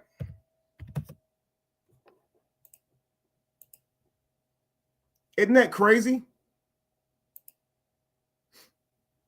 Hang on, you didn't even get to see it. Hang on, I thought you guys could see what I was doing. That's crazy.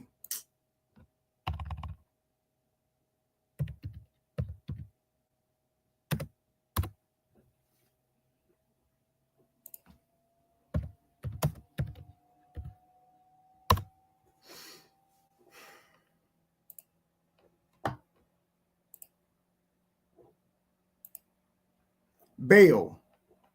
B-A-L-E. Oh my gosh, Alicia, you ahead of me now. B-A-A-L too, right? Baal, as in a god that's worshipped, right? Baal, B-E-L-L too. I'm about to show you guys something, right? Now, bail, you get bailed out of court, but you're only in court due to your straw man. They had to process your straw man, a docket, and now you go to court for it. You go to court, and now there's a bailiff because you're there in representation of your straw man. The person that you're there to represent is not a real entity. You are the real entity. You're coming there to claim that you are the straw man. This is why when they say, are you Kevin Wesley? Are you Rolanda Jones? You say, yes, I am. Saying that you stand under the law and you're there to represent. And they'll say, here representing such and such and such and such is, again, you're representing this straw man entity. So you're coming there for your straw man. This is the only reason you can interact with the government is through your straw man, because you're actually a natural man. To interact with the government, you have to do it via your straw man. Okay, you can challenge that if you know the. I want to live. Okay, but guys, I'm providing you breadcrumbs. Learn it however you get it. Do with it what you will. Okay, when you walk into that courtroom, okay, to represent your straw man, there is a bailiff there. Okay, keep this in mind.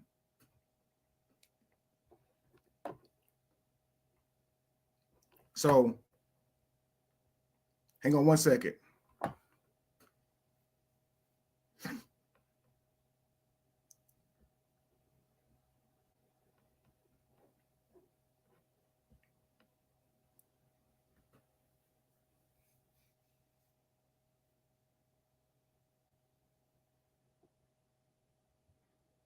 Now we're about to find out something, okay?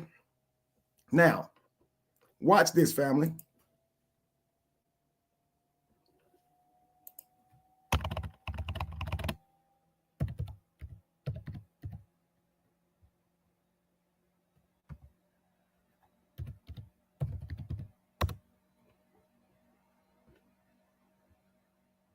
Now, listen, y'all. Judges have a Masonic hammer. They all have this hammer. This is a Masonic hammer, okay? Let me see if you guys can see it. You see it, right? Now let's go here.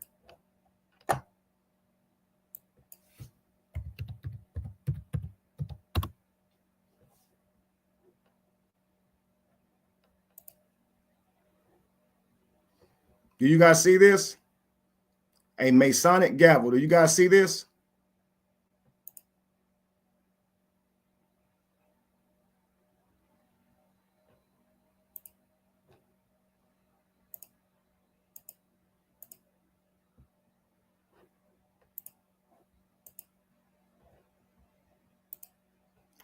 This is called a Masonic gavel, okay? Y'all see it at the very top right there? Wooden gavel, Masonic gavel, Masonic old gavel, unique antique gavel, Masonic gavel. You see that, right? Why does every courtroom have this gavel, guys? Why does every one of them have a gavel?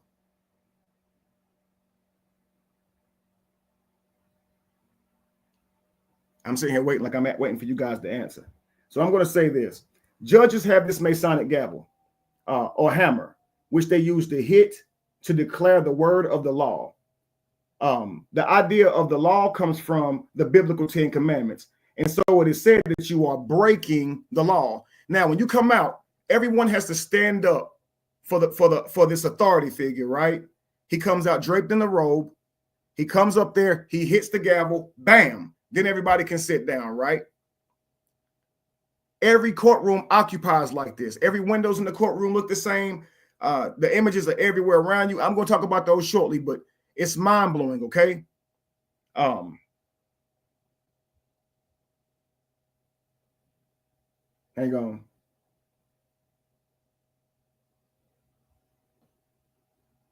Watch this, guys.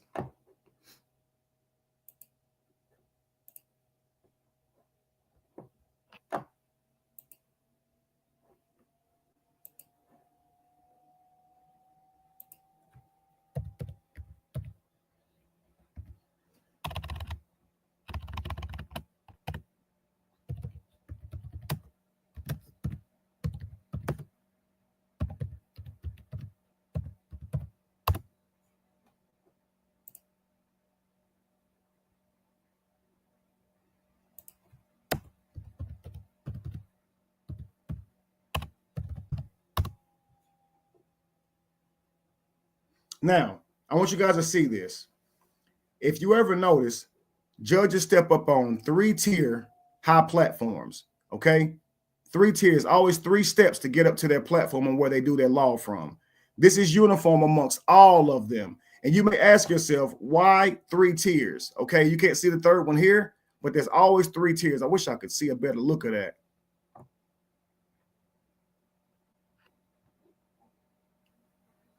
Let me see if you guys can see what I'm seeing. You guys can't see it. That's crazy. Hang on.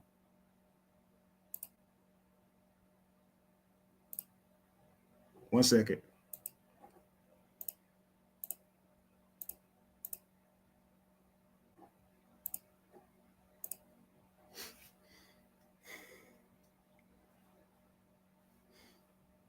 All right, so when you go inside of this courtroom, okay, you to represent your straw man, you're greeted by a bailiff, okay?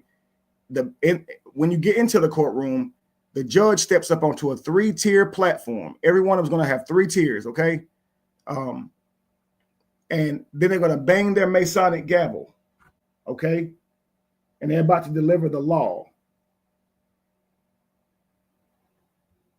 And that represents the first 3 degrees of masonry. So when you see the 3 tier steps, that represents the 3 degrees of masonry. Do you guys understand? I really wish I could see them, the 3 tiers. I really wish I could see them on here, but I'm not seeing them. Anybody show the actual angle of stepping up onto the court thing. But that might be something right there. Hang on.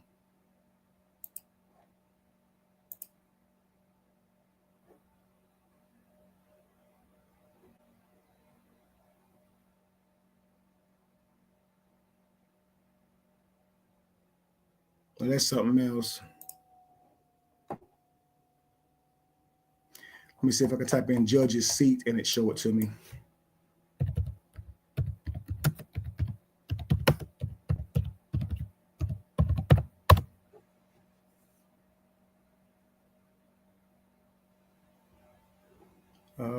No, judge's platform.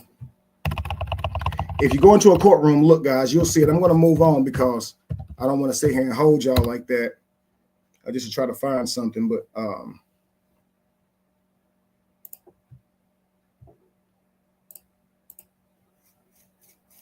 okay, so I'm gonna move on.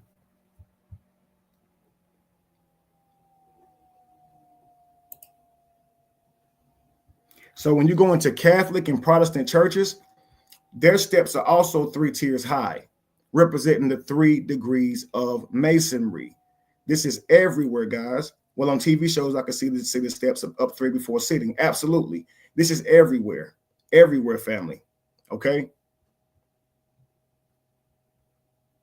Now, have you ever heard giving someone a 3rd degree?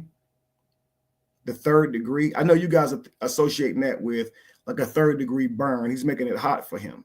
No, it comes from 3rd degree. The 3 tiers you step up on represent the 3 degrees of slavery, where you, of 3 degrees of masonry, where you are judging someone. You're passing judgment. I'm giving them the 3rd degree. The 3rd degree of masonry is the position of the judge. I'm giving, and you say this every time. Quit giving me the 3rd degree. That's because the person sitting here judging you, right? Ain't that amazing? Say 3rd degree, guys. Say 3rd degree. Type that in.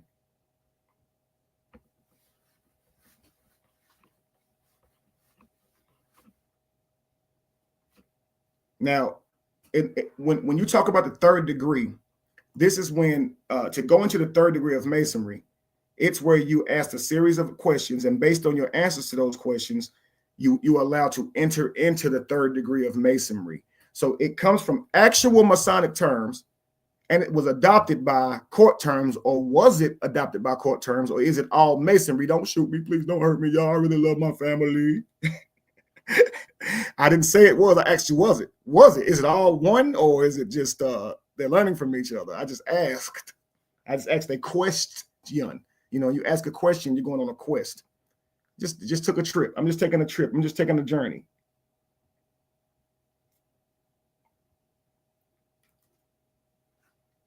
If you ever notice around the church altar, typically you'll see gates around the church altar. To step into the actual court room where you're about to play tennis, okay?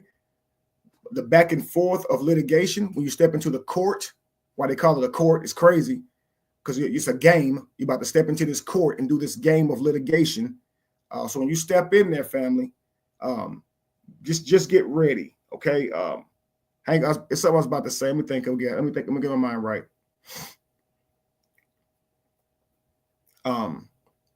Yeah, I was saying that when you step inside of that court, notice you go through swinging doors, almost like you stepping into a Western, right?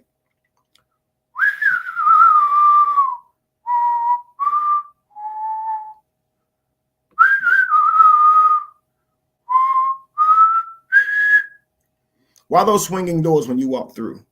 Why does every courtroom have those swinging doors when you walk through? Like it's about to be a stand down, right? You're entering into the game, okay?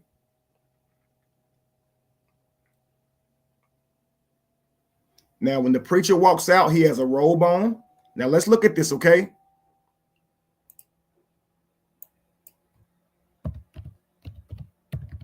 Let's see what Google thinks a preacher looks like, okay?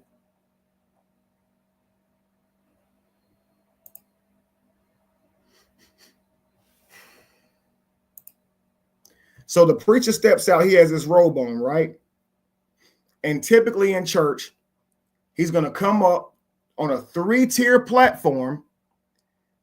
The congregation is going to stand up in recognition of the preacher, and then he's going to allow them to sit back down, right?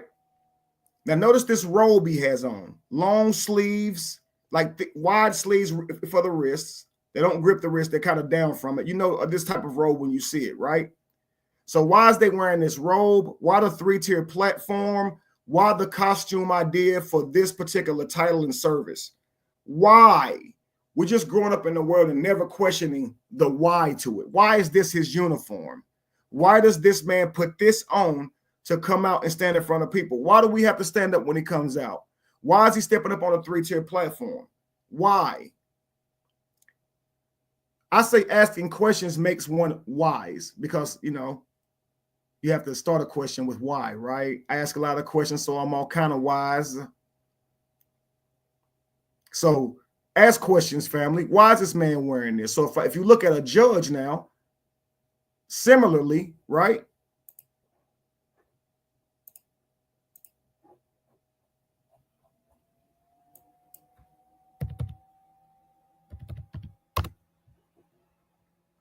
Similarly, the judge comes out there, right? In a robe, the same way. We all rise, and he tells us that we can be seated. And he is the authority figure, isn't he? Now, why do we as humans be? Why are we subjected to that? Why do we go along with that? Because everybody else does it. We're just cattle. We don't ask any questions. Okay.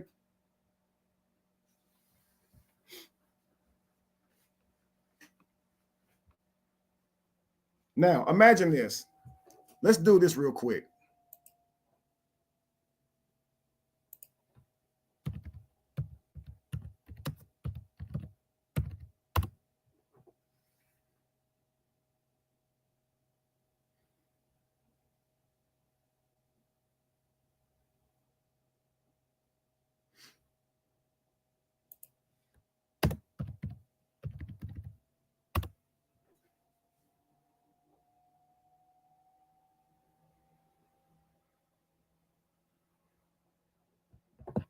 Well, I thought they'd come up more better. I'm just gonna talk to you.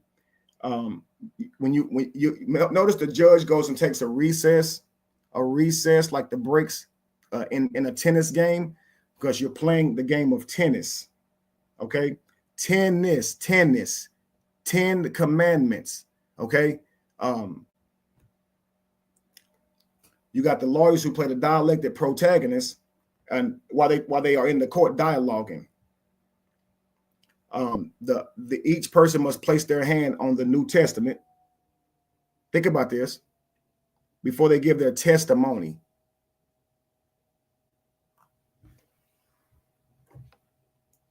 Now, pre-sermon is often called a testimony. You put your hands on the Bible and testify before you give your testimony.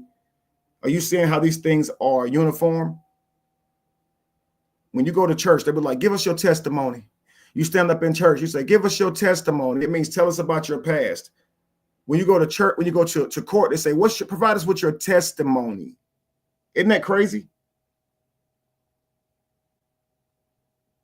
Now, why is it called testimony? Okay.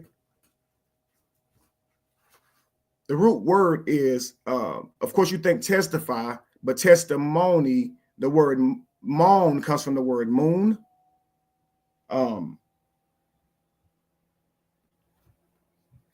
Are you gathering that? So you got the root word testify. You say, well, I've been tested, so I'm testifying. Then you got testimony. It's testimony, and then the same word moon is used in sermon. It'd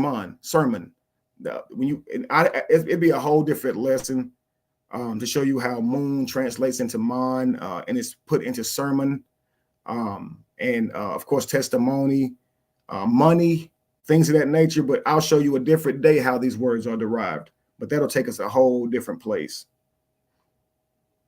Okay. All right. So back in the day, guys, did you know to testify, you had to actually grab your testicles? Did you guys know that back in the day, in order to testify, you had to grab your testicles, and women couldn't testify because, of course, they didn't have testicles? Think about this, guys.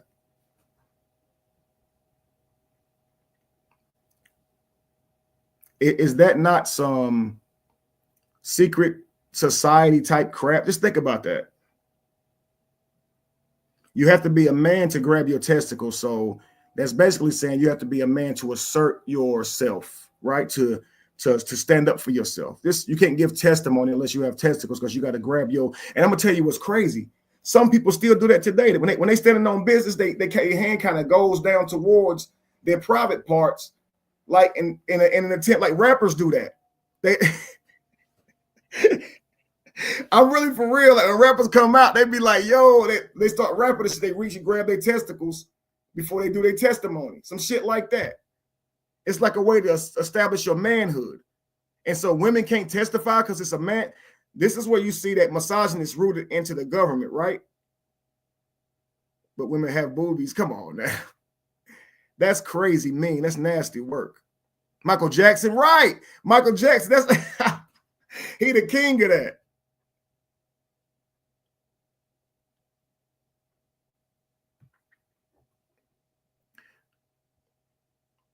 So we talked about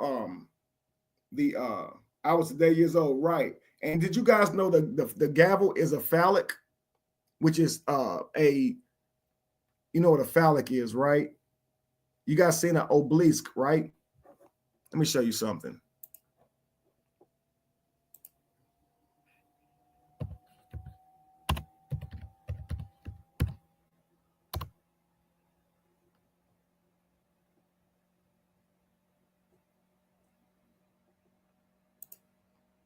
That's an obelisk. This is also a phallic symbol, the symbol of the male penis. Men asserting their dominance and establishing themselves everywhere they conquer the world. Okay, it's spelled with a PH, phallic, like is in your penis. Okay, so this is a phallic symbol. Okay, you would say an image like a penis. Okay, now you might say, well, this is just male worship or male dominance. Well, no, truthfully, the farther you go back, the more they recognize that both men and women contributed to life. So you will see a lot of vagina-shaped statues and stuff too.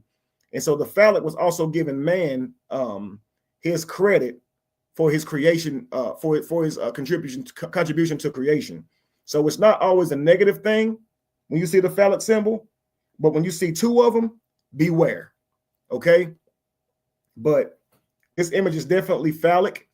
The judge's gavel is definitely symbolizing a phallic symbol, and you can do more research of this on your own time. And that's why he bangs that gavel when he comes out. He's basically putting his you know what on the table, establishing that he is dominant.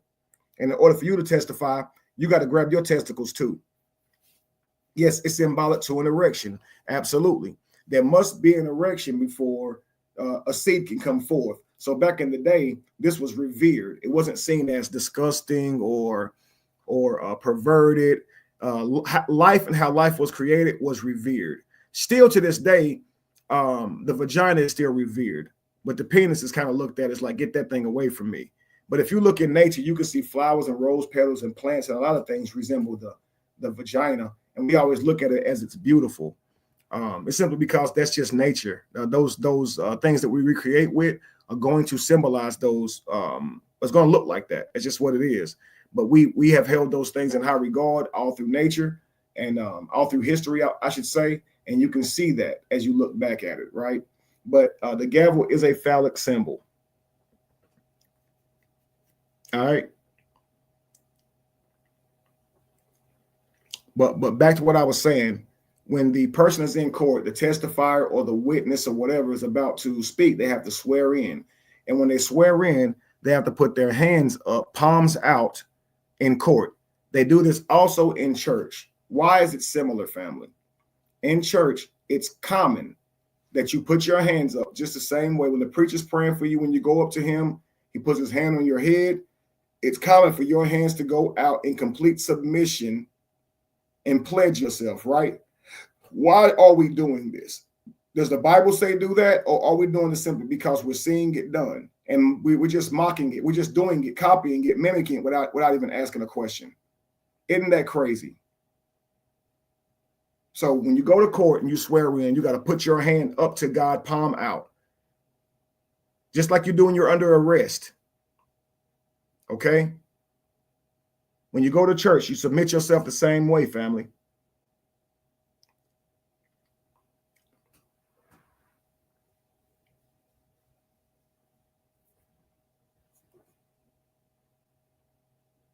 So, guys, when you get further into understanding Saturn, I don't know if you guys ever studied Saturn from the god standpoint, but the color is black.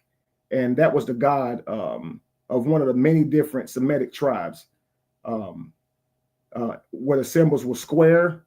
And this is where you get into the square of the mortarboard that the university or the high school students wear when they graduate. So let's talk about that, guys. Let's go with this. Let's look at a graduation hat.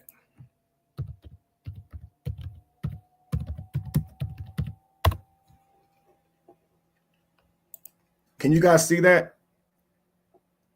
This is called a square or a mortarboard. This is what's on your graduation hats whenever you complete your education. This is so much rooted in masonry, so much rooted in the world that you contribute to today. Okay. So what does this come from? The god Saturn. Okay. As I said earlier, when you go further into studying Saturn, you will begin to see that Saturn's main color is black. And so, of course, he was a Semitic tribal god, and his symbol was a square. So if you look up Saturn and Saturn's symbol, it's a square. And then when you go look at the mortarboard of the graduation hat, as you can see, it's a square. So when you graduate from high school, you come out processionally with a black robe, which is black for Saffron, the god of the Hebrews, requiring that you wear the square mortarboard on top of your head. Okay, so that's your square mortarboard. The square mortarboards are, of course, used by the Freemasons and their plaster. So that's why you wear a square mortarboard when you graduate. Ultimately, you become an alumni. And you hear the word alumni, right? It all has to do with Freemasonry. It all has to do with the control of education. And when you're showing that you went through this system to get this forms of education. And that form of education, guys, is structured due to what they want you to learn. So now you get your degree, right? So you need 3 degrees to be a judge, 3 degrees to be a doctor. That's what do they say? Associates, master's, doctorate.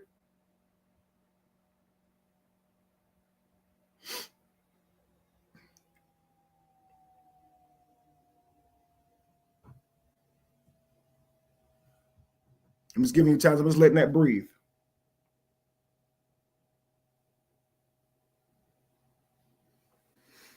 So, guys, when you get your degree, and that whole session there is you being accepted. It's saying that you've been approved. Again, you're an alumni. Of course, they monopolize and control the education of this country, and your degree is proof that you're worthy of I guess navigating this world. You've gotten the knowledge that they give. You understand what I'm saying?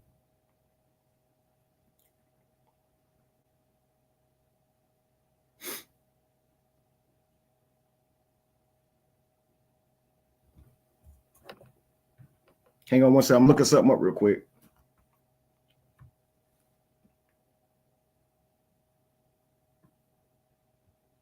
So, guys, take this square mortarboard, okay? Like I said, usually in black, because of Saturn, one of the ancient Hebrew gods.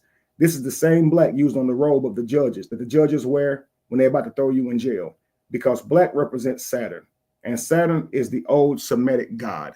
Let's look at Saturn real quick.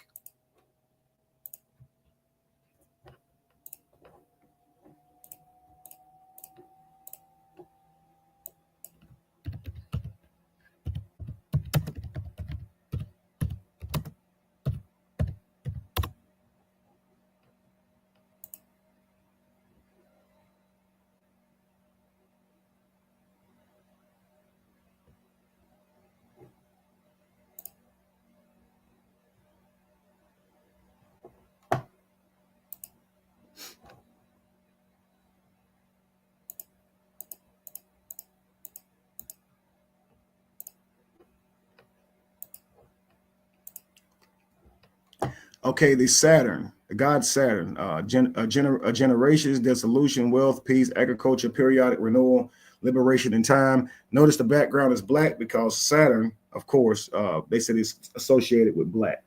And this is what a judge wears black. Okay, let's look at Saturn square. Let's go back.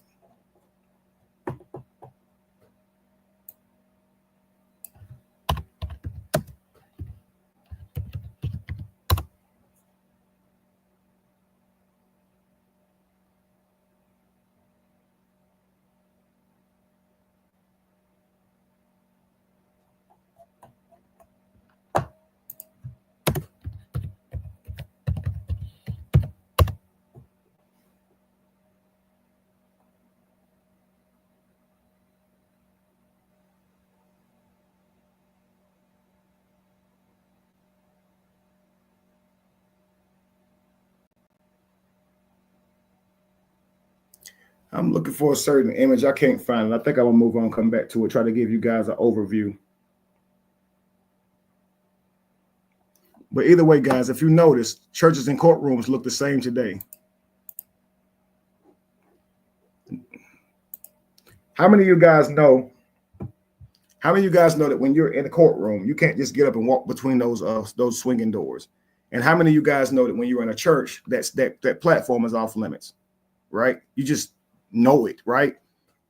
You have to be holy or something, right? Like you can't step up on that platform, right? It's just a building, okay, that we gather here to praise God in. But the building itself is an inanimate object. It holds no power, right? But we as humans will get out here to this church ground, pretend it's holy ground now because you built a church on it, go inside of it, act like it's holy walls, act like it's the house of actual God, worship God, exit to enter a place when God exists everywhere simultaneously already.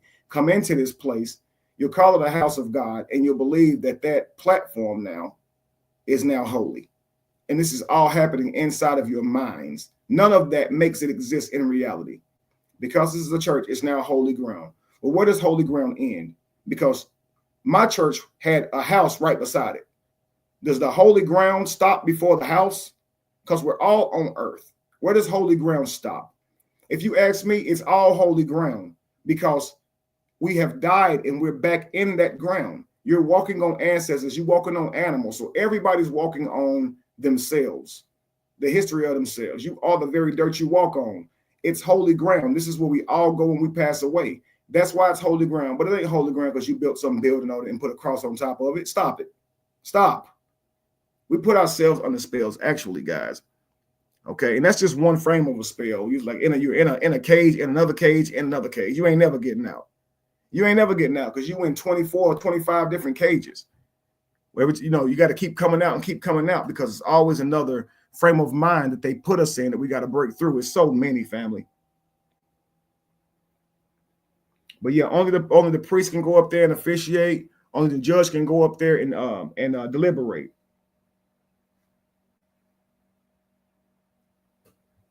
The altar has always been raised so the people can see the representative up higher than themselves, seeing them as an authority figure. It started way back in Egypt, 3-tier platforms, and they've been copying that ever since, family.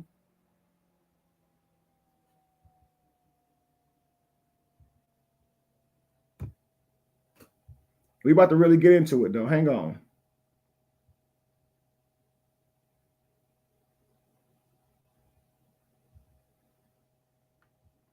Now, this is something we're gonna get into, and don't know if I'm trying to wonder if I want to go into this stuff because I don't know if you guys will be able to get all this in one setting. So I think I want to just keep it with the hot button type words so you guys can see things from that standpoint. Hang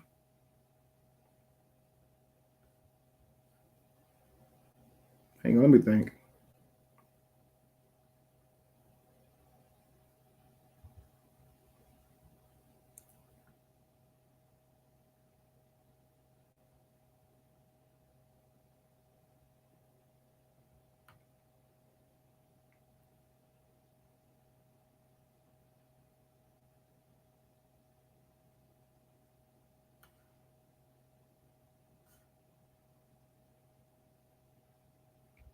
So I'm gonna talk about this real quick, guys. I told you guys we were water. I told you guys we were energy, right? Let's have some fun with this. When we elect the president, why is that word called elect?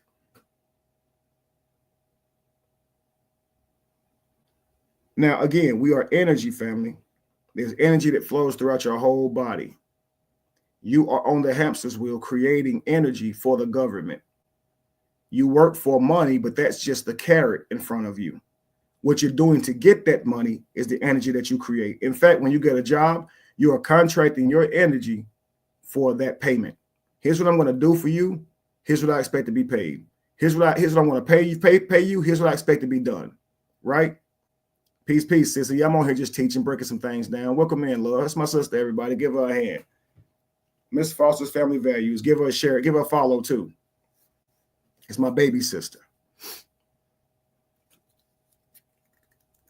But again, we are energy, guys, and the government sees us as energy. When you elect a president, that word is from electricity, okay? Electricity.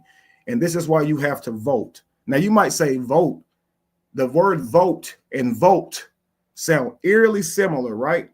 Vote, vote. So in order to get a president, we all must vote.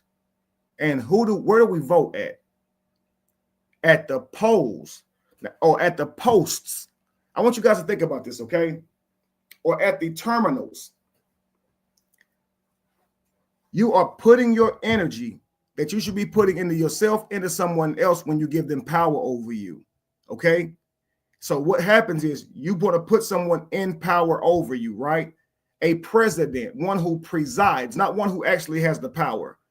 President, he presides. He's looked at as the authority. He's not, though. So we as the people, who do we want to preside over us, right? Who do we want to be in power or in charge? Well, we must elect them. Electrocution. It must be based on the electoral vote. The electoral vote. And we must all vote at a terminal or a post, right? A terminal or a post. When you put something up on Facebook, you're posting it. You're sharing your energy. When you ask people their opinions, you're taking a poll. When you charge a car, family, you hook those clamps onto posts and poles. That battery itself is a terminal. Ain't that crazy, y'all? This is why they charge your energy, put you in a cell, and use that energy.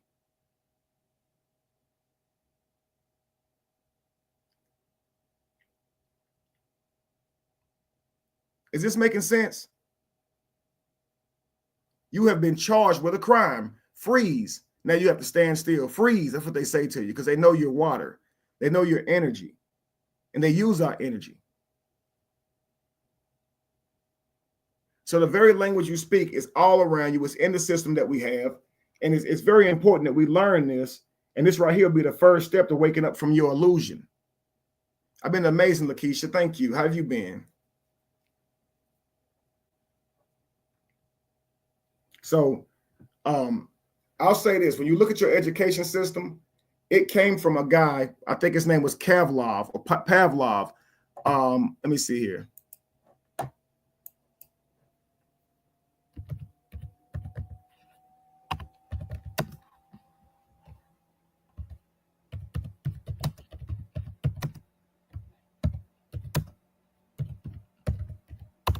See if they have information on here.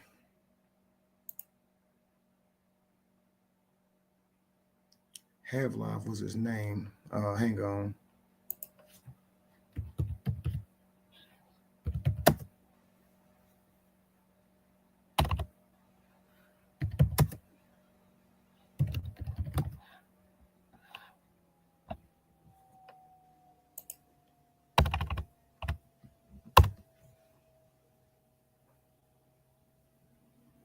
I'm just typing in hot burn words to try to find this guy's name.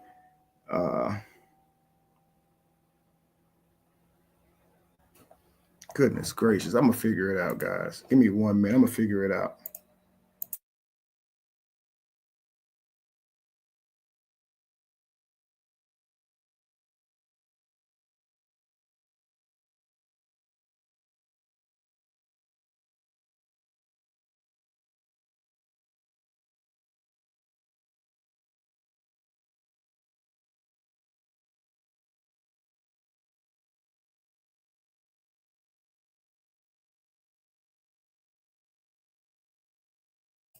Thank you so much. You're absolutely right.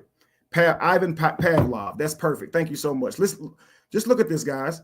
This is how the human brain works. This is how they're constantly working against you. And we'll come back with part 2 of this, okay?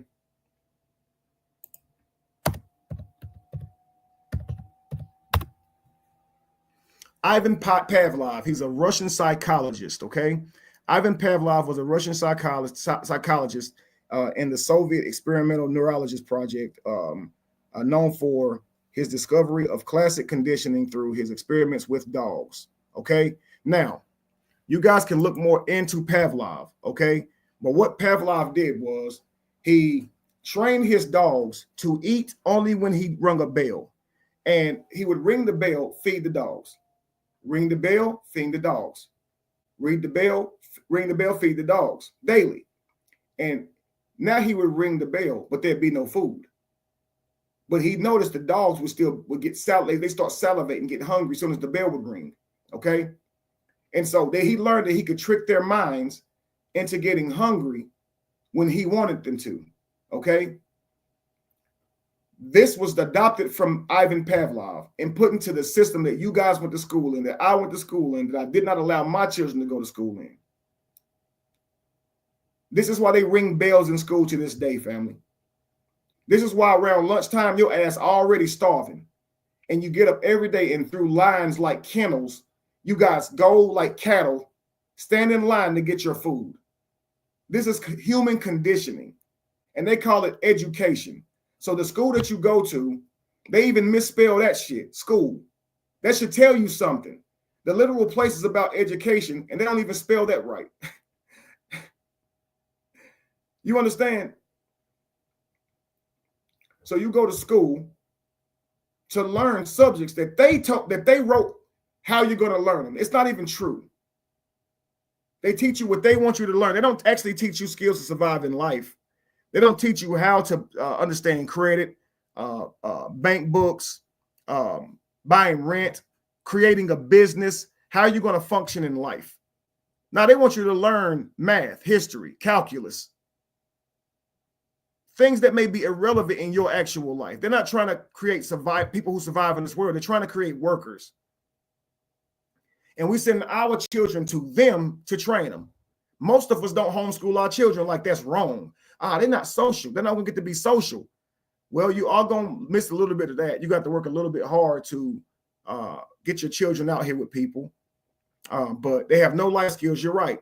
But sending them to school is going to send them to a melting pot of horrible ideas, okay, low vibrational ideas, and they're going to come out completely changed via the people they're around. So you're going to send your children to school with high values and high morals, teaching them to protect their body, keep it, treat women right, treat men right. But they're going to get into school. And in school, being an adult is going to be about a rites of passage. They're going to say, are you still a virgin? You just a child. You ain't got none yet? Or you only been with one person? By the time you soak in all those ideas, by the time you get out of school, all that's gone. You done had sex way more times than you should have. You done probably been doing drugs, hanging out with the wrong people, and you have all this education that is miseducation, actually. And the more you learn of the wrong information, the more enslaved you are. So some people pride themselves on education. But education is like a well-trained dog. Yeah, he'll roll over. Yeah, he'll jump because I spent time with him. So him being smarter makes him more subjection to his owner than the ignorant dog. See how that works? So the dog that can roll over, jump high, spin, play dead, he's a prize dog and he's smart because he can obey your every command. But the dog that does not understand your commands, does not care to know that wants to be a damn dog, wants to mind his business, that dog isn't the cream of the crop. See how that works? So when you go through school and you get your education and you pride yourself only in education, know how you sound. He who writes the printed page controls the thinking of the age. A man who taught me a lot of what I know today. I'm a different man because of him. His name's Ray Hagins. That's something he said all the time. He who controls the printed page controls the thinking of the age.